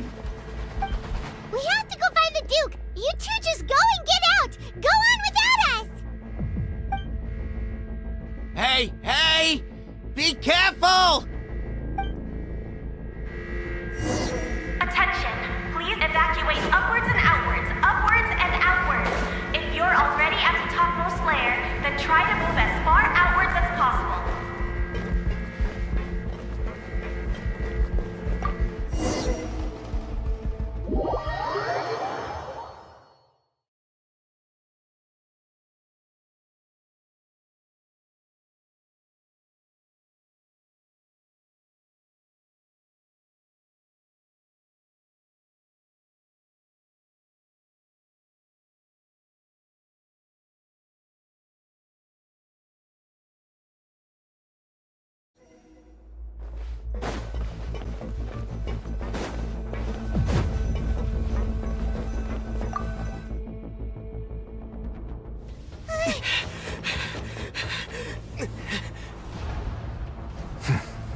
They're here. Just like I said. What happened?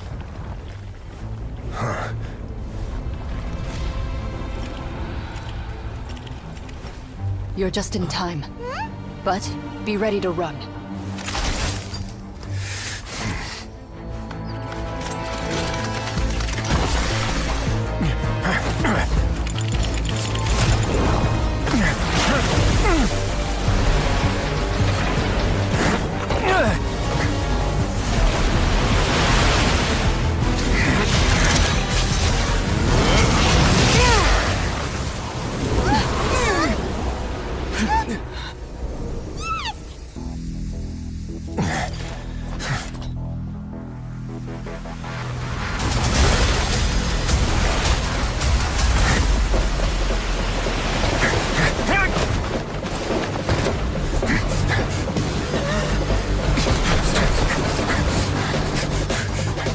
Three, 2, 1.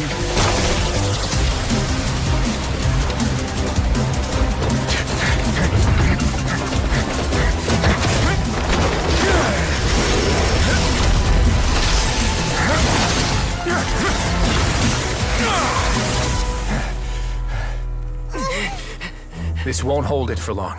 Find Neuvillette. Tell him the defenses are about to collapse. Then what will happen to you? Until he arrives, we're the last line of defense.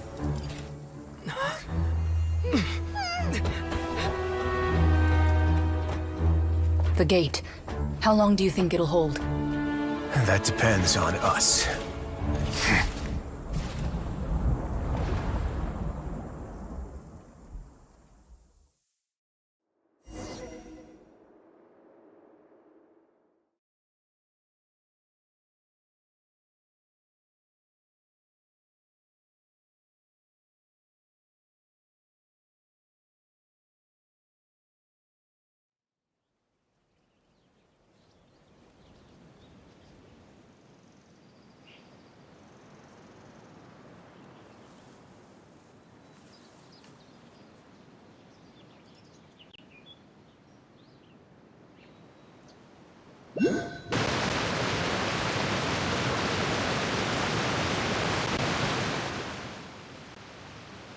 Traveler, I need you to head to the Opera House immediately.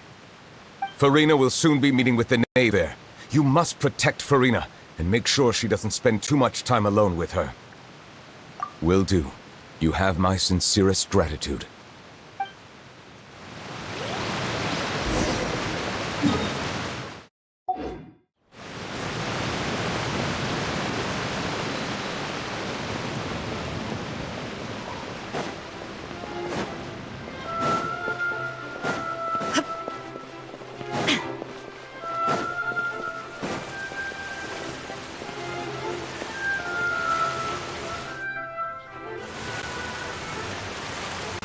Look! There are a ton of Fatilian Palais Mermonia people over there! The knave is probably here already. We need to hurry! Are you two the traveler in Paimon? Monsieur Nervalet has left instructions. Please follow me. Though I'm sure he's already explained, this should be a mostly cordial conversation, unlikely to give rise to violence. But it would be most appreciated if you could protect Lady Farina to the best of your abilities.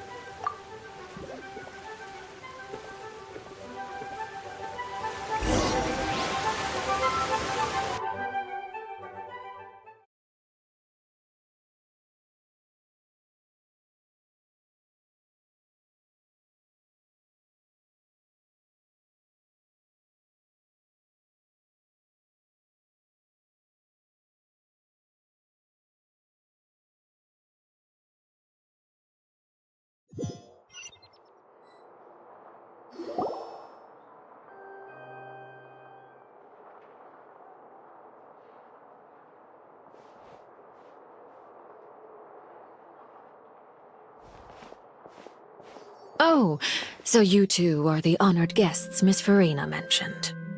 Of course, of course! How could they not attend a meeting such as this? I must always have 2 or more guests at my dessert table.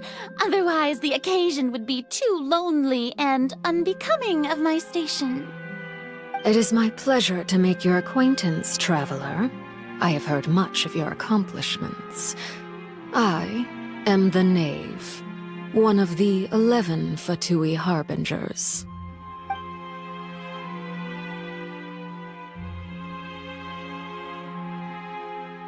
I've already prepared seats for you. Come, sit beside me. Perhaps you two are unaware of how Miss Farina and I do things. You see, we actually recently agreed to get together for tea when we had the time. See this? This is a limited type of confectionery that Miss Farina simply adores. There are only 16 slices sold every day. Here, why don't you and Paimon have a taste?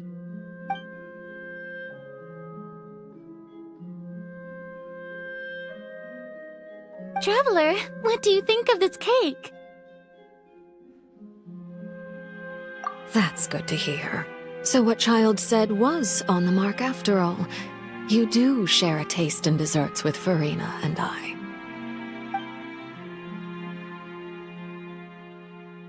I wonder how he's doing nowadays. You must have heard, right?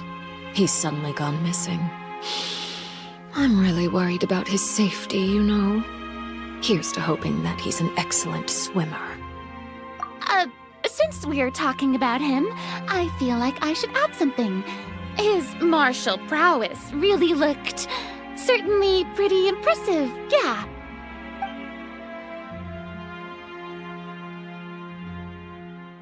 Oh, so you're also familiar with his aptitude for fighting, Miss Farina. Oh, right. I almost forgot. Child was subdued by Udex Nuvillette right in front of you. Against ordinary people, my colleague would never be on the back foot. But alas, he just never imagined he'd run into such a person. I must express my admiration for Monsieur Nuvillette. Coming from you, that's not surprising at all. But I thought you would be happier to hear the news. Of course, but it's still a bit of a shame. You see, I would have been far happier had I received this news somewhat earlier. As you well know, a long time has passed since Child disappeared.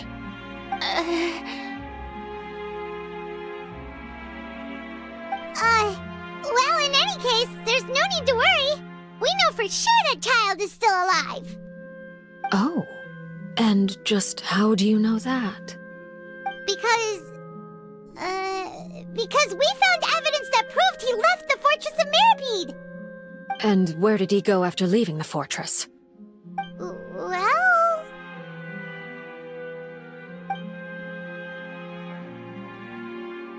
The Fortress of Mirapede lies deep beneath the waves. Unless he pranced right out of the main gate, he must have had to swim for it. Do you have any proof that he surfaced safely?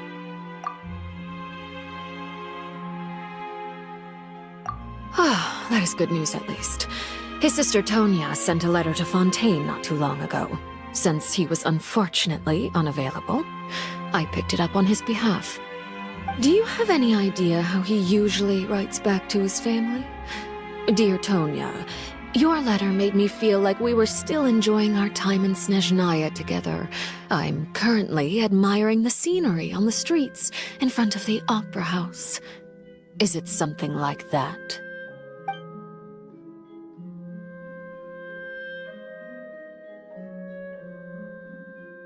All letters tend to follow the same few formats anyway, right? As long as the contents are accurate, it doesn't matter so much how it's written or how it's worded. Huh? Hold on. The water in the teacup is shaking. I suppose this is also a sign of things to come, Miss Farina. Huh? I don't quite understand what you're trying to say. Have we entered into the next stage of the prophecy?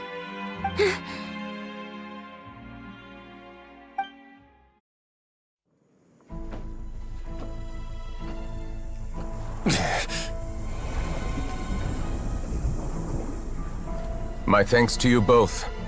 I will take it from here.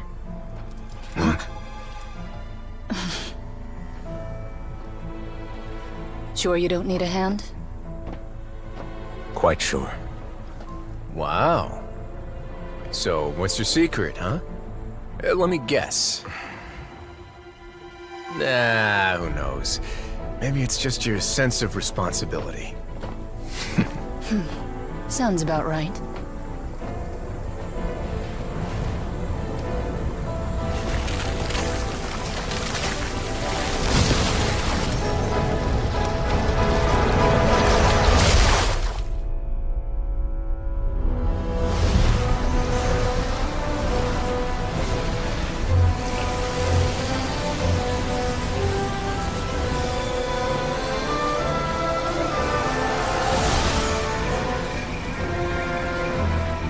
Day may come when the prophecy is fulfilled, and the waters burst forth.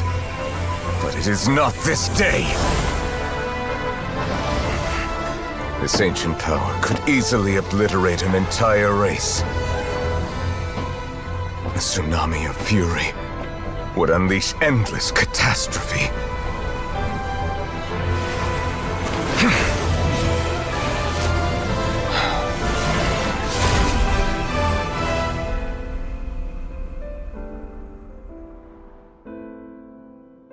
This sentence is too severe. Forgive me for overruling it.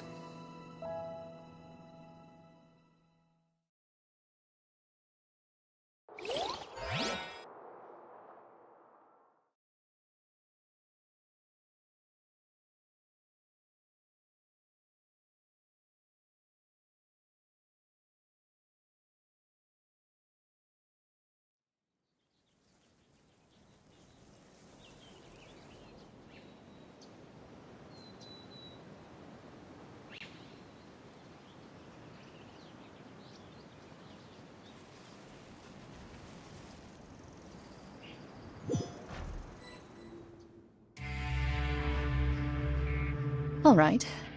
Seems like the problem inside has been suppressed. Let me guess. We're safe for now. Indeed.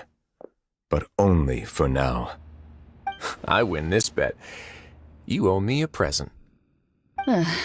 Very well. It was indeed just as you said. You made a bet? We made a bet on the size of your entourage. Cloran thought you wouldn't come down by yourself. I figured you would have at least brought a few people along for appearance's sake. It appears I underestimated just how confidential the mission was. Shouldn't you have gotten used to confidential missions by now? That's just how the courts operate. So what gift must the loser give? Tea? He already has tons of tea in his office. I'm thinking about a set of legal codices. That wouldn't happen to be a dig at my lack of legal awareness, would it? Well, I'm sure His Grace doesn't consider the fortress to be outside the law. I was under the impression the residents of a place like this would be uninterested in the legal codices. That was obviously a joke.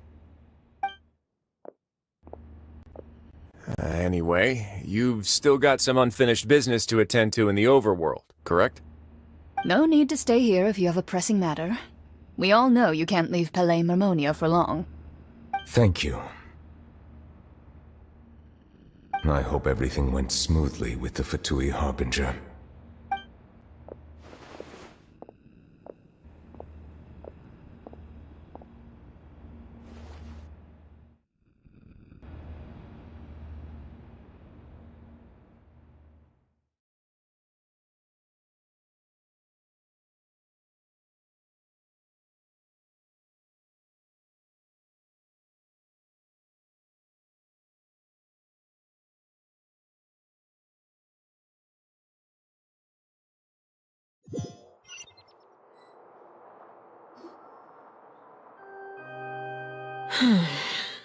I must say, we've spent long enough playing house.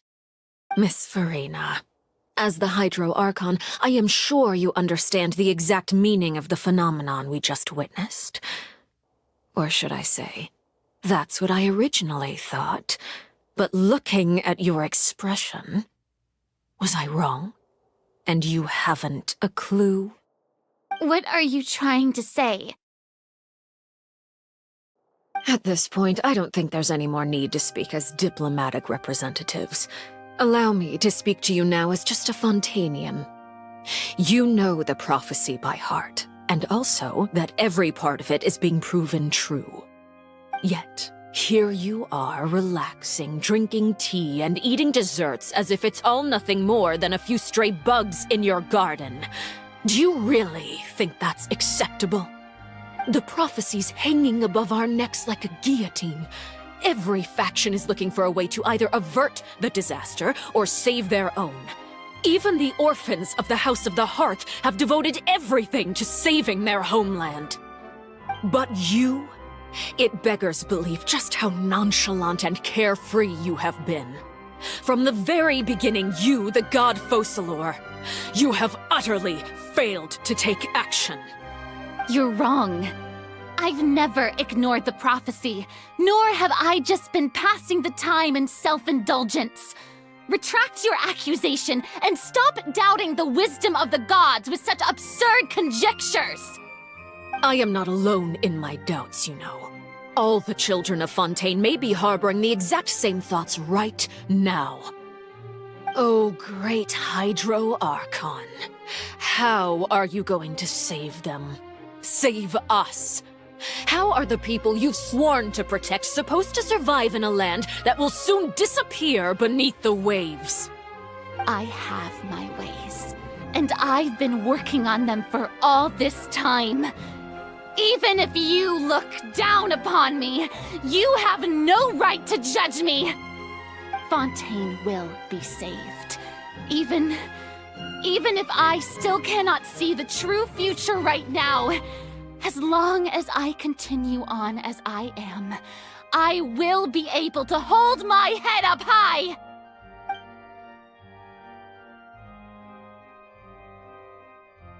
Then I ask you, Miss Farina, just what have you been working on? Where can we see it, and what is it doing to help?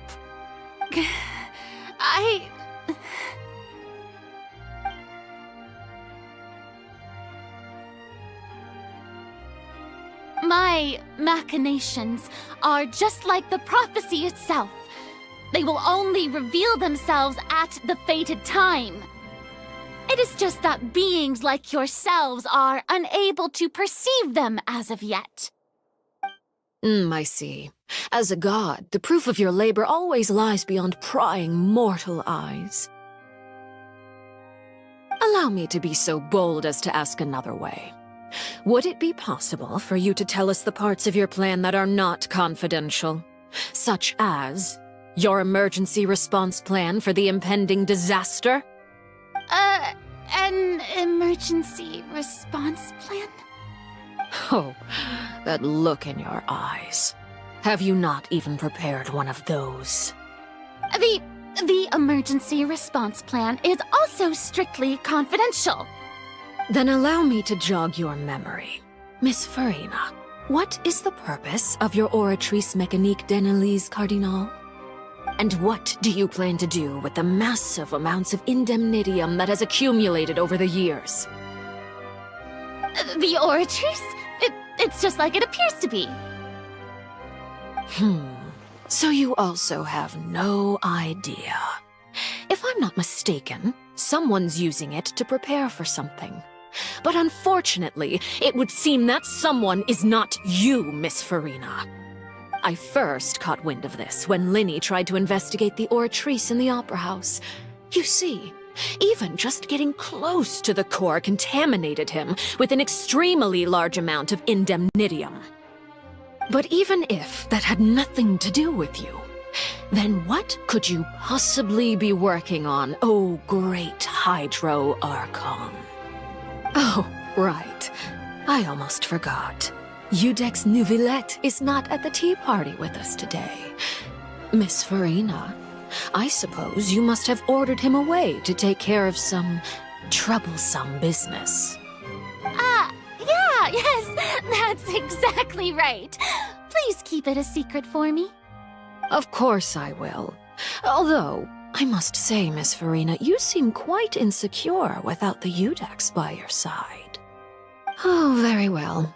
Let's stop that conversation here. There are still a few slices of cake left, so please, help yourselves, everyone.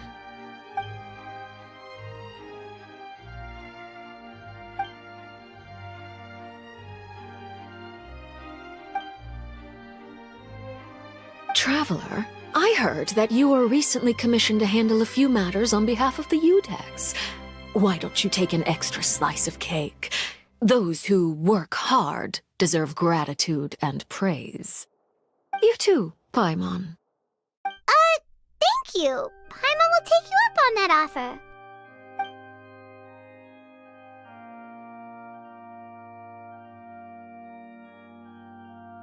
Oh, Paimon's super full. That cake was great. If it's on my tea table, it must be of the highest quality. Yes, and we must thank the knave for bringing these over as well. You're welcome. I'm sure the cake also felt greatly honored to be featured at Miss Farina's table, and I was merely catering to Miss Farina's tastes, seeking a chance to chat over tea. It is getting late. Why don't we call it a day?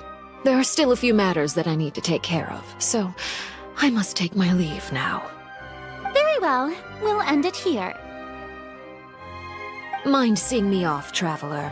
We could use the opportunity to discuss Child before I must be on my way. Paimon's coming too!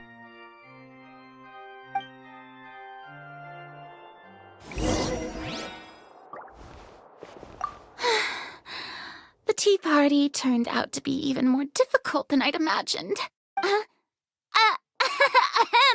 Why are you looking at me like that? Is something the matter? If there's nothing urgent, then I shall be retiring for now.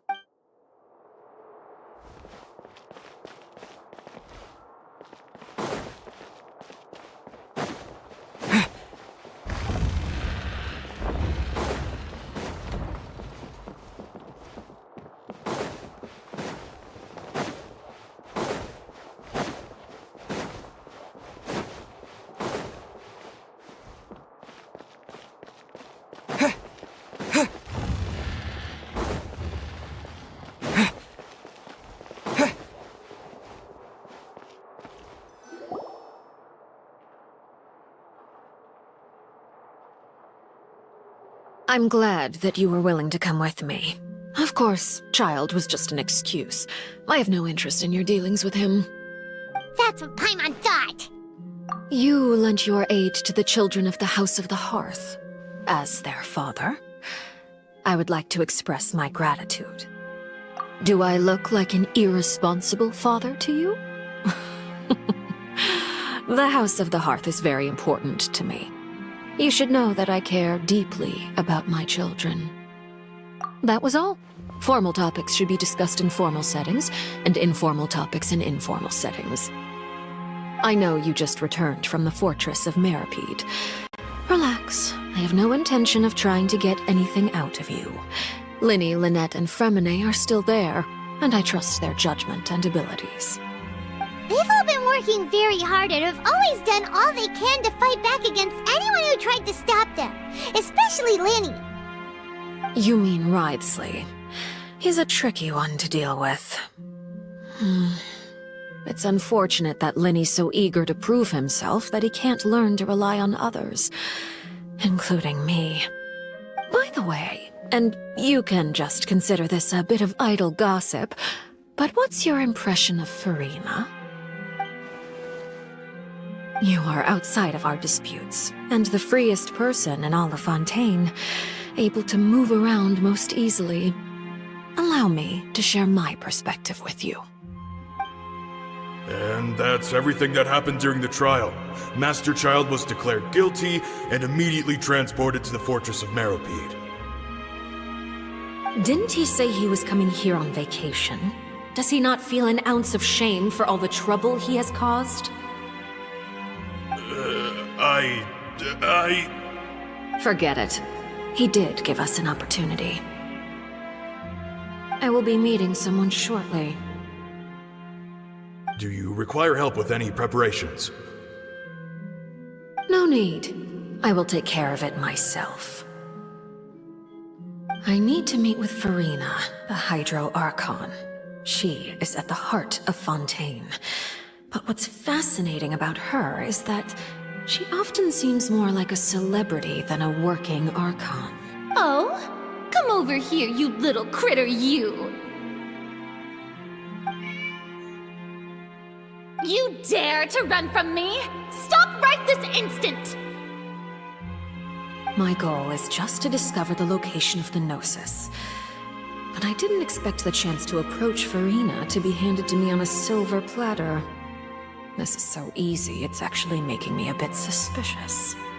Anything left unguarded is usually just bait. But no one will blame someone for taking the bait. After all, from the moment it was attached to the hook, the bait is meant to be sacrificed. It's just as I guessed in the second before I struck. The Hydronosis is not currently held by the Archon. In fact, this Archon doesn't seem like a god at all. And I sense that she's under some kind of curse. Who are you? And what are you trying to do? Please don't kill me! I'm begging you, please! The fear in her pupils is genuine, so perhaps she's not bait after all. Either way, targeting her has lost all meaning. I left the scene with ease. Nobody came looking for me, and nobody could serve as a witness to my near assassination of Focalor. I suspect even Furina dares not mention this incident to anyone. Not long after, my informants confirmed what I had guessed. After returning to her quarters, Furina quietly cried alone. She was so scared that she could not sleep that night, nor could she even bring herself to eat her cake. There's no doubt that there's something wrong with her. I began to entertain the possibility that she is not the true Hydro Archon. Perhaps Eudex Neuvillette is actually the genuine article. I have to find the Gnosis.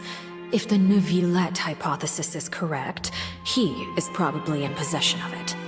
Alternatively, it might have been hidden in a place that's hard for ordinary people to access. Yes, Father. My dear children, please speak. News from the Fortress of Meripede. Master Child has gone missing. On top of that, the contacts and guards we bribed at the fortress have all gone quiet as well. Probably the handiwork of that Ridesley. I'm afraid so.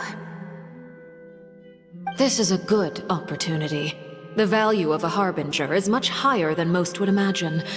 We now have an excuse to exert diplomatic pressure on the Fontaine authorities. Set up a meeting for me. I would like to meet the Hydro Archon and Iudex Neuvillette. Oh, and I have an additional mission for you three.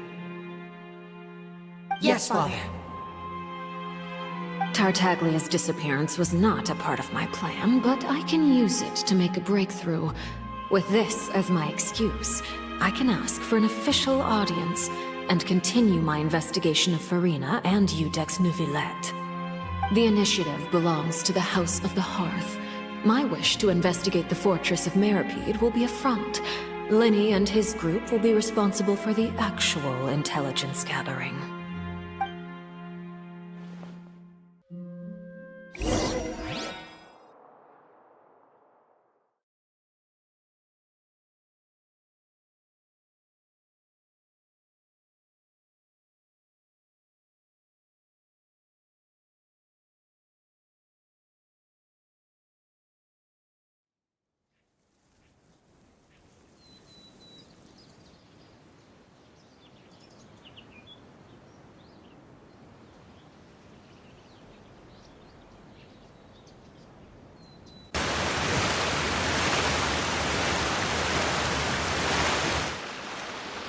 You should know the rest.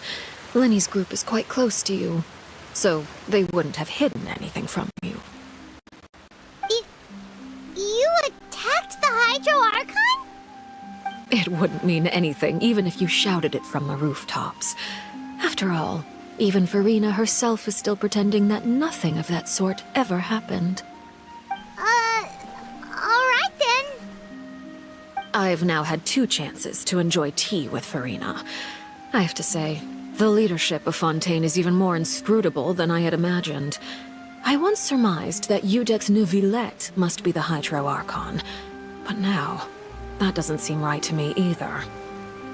I am a servant of Her Majesty the Tsaritsa. Over my years of service, I've learned how a real Archon conducts and carries themselves. Whether Iudex Neuvillette or Farina, neither fits the bill. It's hard to imagine either of them as the Archon. Of course, that is all just how I feel. Gut feelings often do not require justification. It is, however, quite amusing to me that after all my years working in intelligence gathering, I've come to realize I am at a complete loss regarding the identity of the god of the land of my birth. Don't you think Fontaine is quite intriguing? A catastrophe looms, yet many secrets have yet to rise to the surface. It looks like Fontainians will have no choice but to save themselves. Ultimately, though, one must survive in order to do anything else. Should the need arise, I would be happy to cooperate with you. You don't need to commit to anything right now, of course. I have a feeling that the situation will continue to evolve, and as your name is often connected with noble deeds, I'm sure we will work together someday. He certainly returned quickly. You must want to catch up with each other, so I'll leave you to him.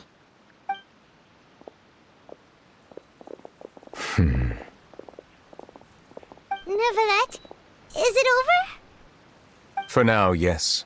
But this issue will prove quite thorny in the long term. I'm concerned that sooner or later the prophesized events will occur. Thank you for protecting Farina. To put it simply, I used my power to force back the Primordial Sea and reseal the sluice gate.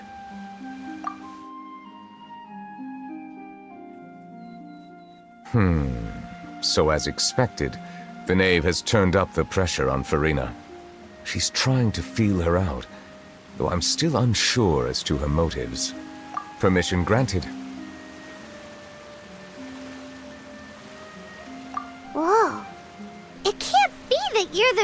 Hydro Archon, right? But that's just a speculation on our part, though. You can't tell us? Then that's okay. We can talk about something else. We won't try to force you. You guys in Fontaine are super strange. If by the phrase, you guys, you are referring to Farina and I, then although I'm not sure just what you are trying to imply, I must clarify that I do not share her positions on a multitude of topics.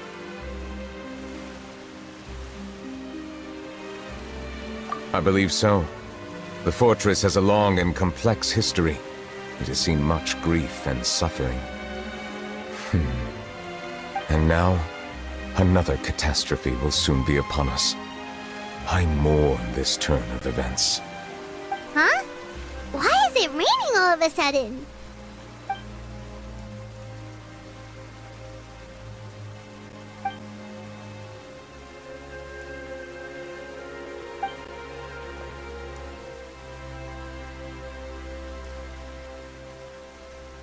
You may be closer to the truth than you think. Oh? And what are you thinking? The dragon of... what? Huh? Please do not be so surprised. Farina?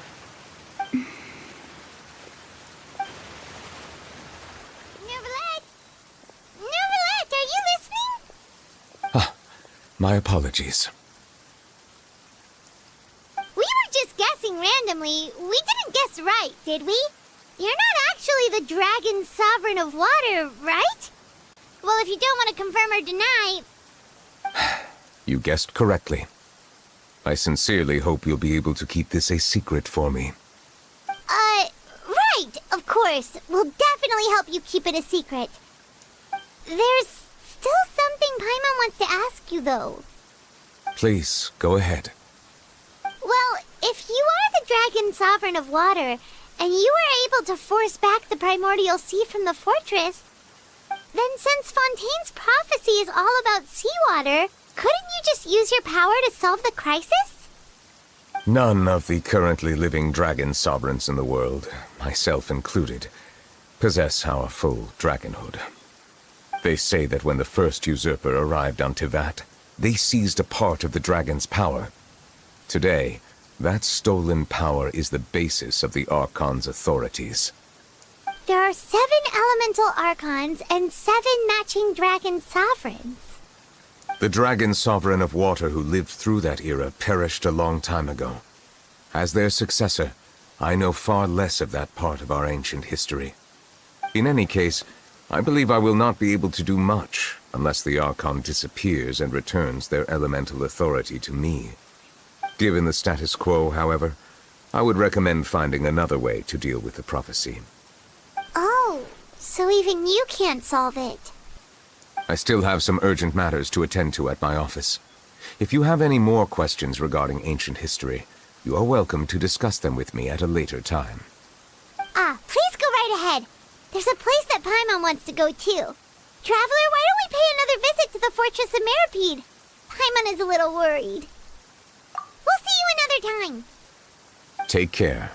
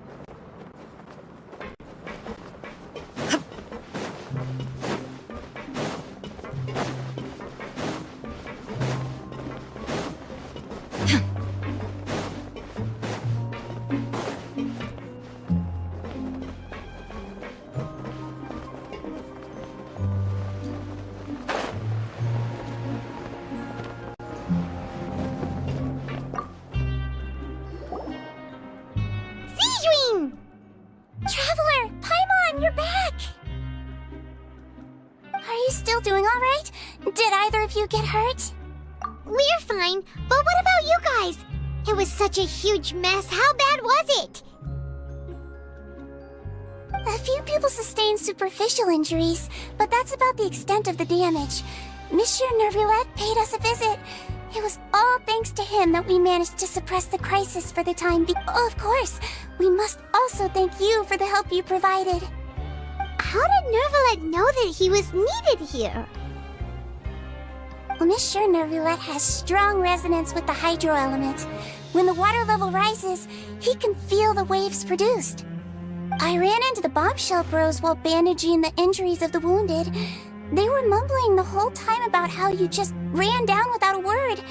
I'm so relieved to see that you're both all right. If you're not too pressed for time, please stay with us a few more days. Just let me know if you get a craving for any particular dish, so I can have Mr. Walsey get your meals prepared. Oh, and please feel free to visit the infirmary for a break at any time. I'd like to take the opportunity to spend some more time observing your facial muscles as well. Your happy smiles are quite contagious, you know. They're so memorable, and I've missed them immensely while you were gone.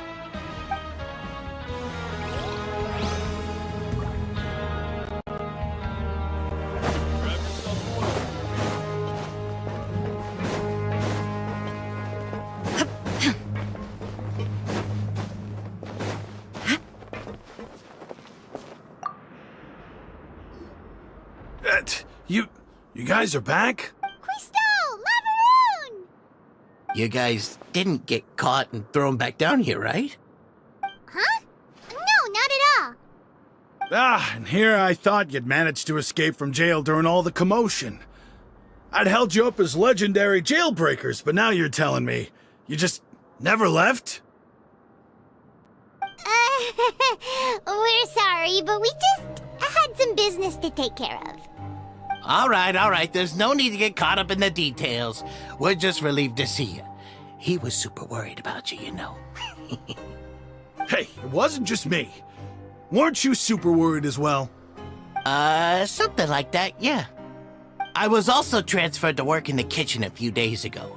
I can still hear Quisto mumbling to the carrots. Are those two all right? Do you think they made it out alive? Whenever he'd say that, I'd tell him I'm sure they're fine. Wherever they are, they're kicking back with drinks in hand, enjoying the lovely scenery. Hey, there's nothing wrong with worrying about your prison pals, is there? I mean, considering how they always love listening to all my gossip. These two, they sure are a lot warmer and friendlier than when Paimon first met them. Oh, well, if you say so. I'll be watching you to make sure you finish every last bite.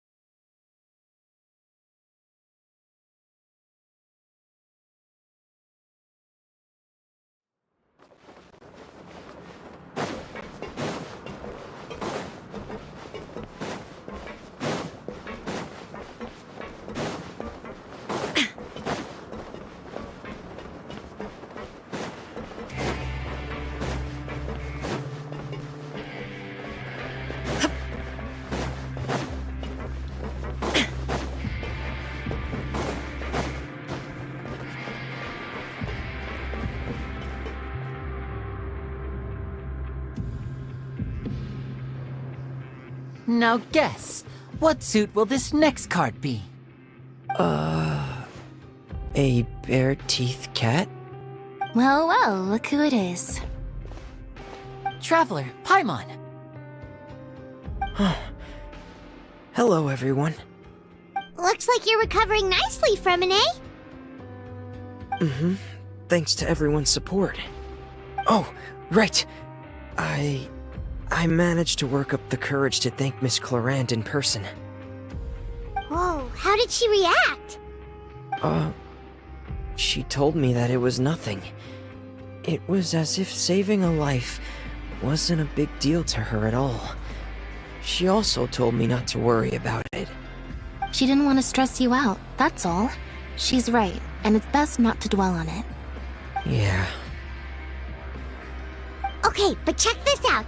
We went back to the Opera House and we met the knave. You met Father? Did she say anything to you? She said a few things that were, a bit hard to understand. And also that she's looking forward to working with us in the future. Her attitude towards you is even better than what we'd imagined. That's fantastic. You should believe her. She has her own way of doing things, and she'll do everything in her power to help those she considers close, which now might also include you. Mm-hmm. Father is very capable, and also trustworthy.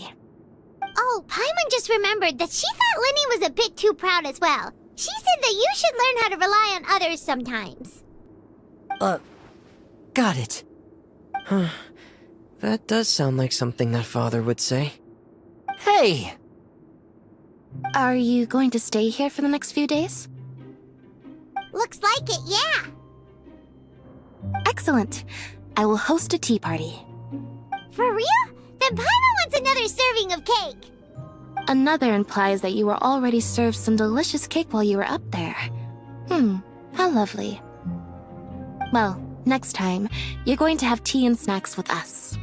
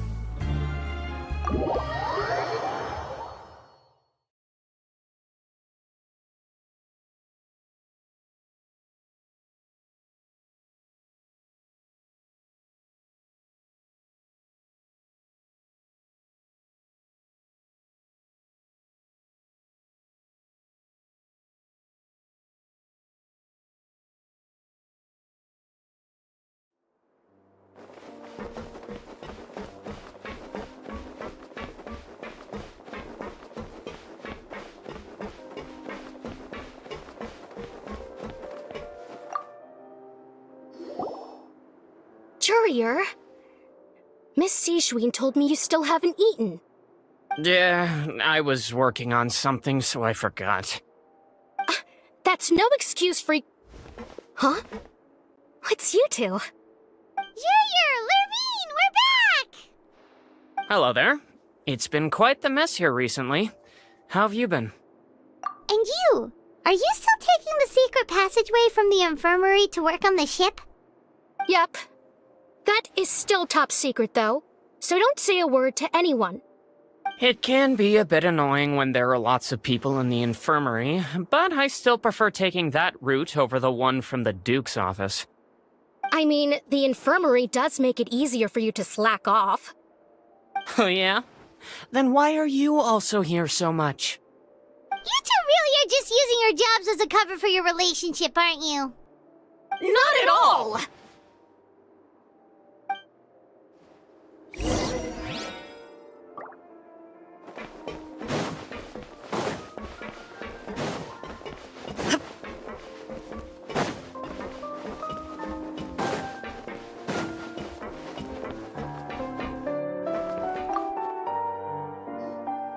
Do my eyes deceive me, or did I just see two inmates come back after making it to the surface?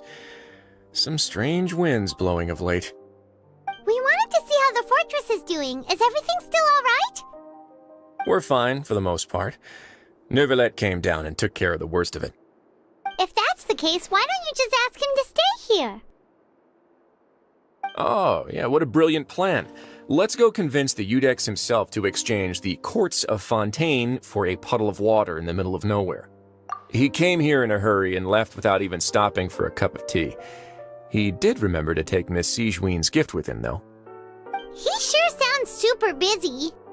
Miss Cloran has left as well. She also took her gift from Miss Sigewinne. Were the gifts milkshakes? Nervalette got the milkshake. Cloran received lipstick instead. Those aren't even remotely alike. Well, it's Nervalette's own fault for making Sigewinne worried about his health by working so much. But besides that, our head nurse is still pretty fond of picking out beauty products for the ladies. Oh, and I have some gifts here for you as well. Are these from Sigewinne too? Nope, they're from yours truly. You've already wrapped up your work at the fortress, so you can return to the surface at any time. You haven't yet served your full prison term, however, so you may continue to use your cell until your term is up. For real? Then we could stay here for a really long time? You may access the cafeteria for free. Hooray! Just remember to come complete your paperwork once it's time for your release.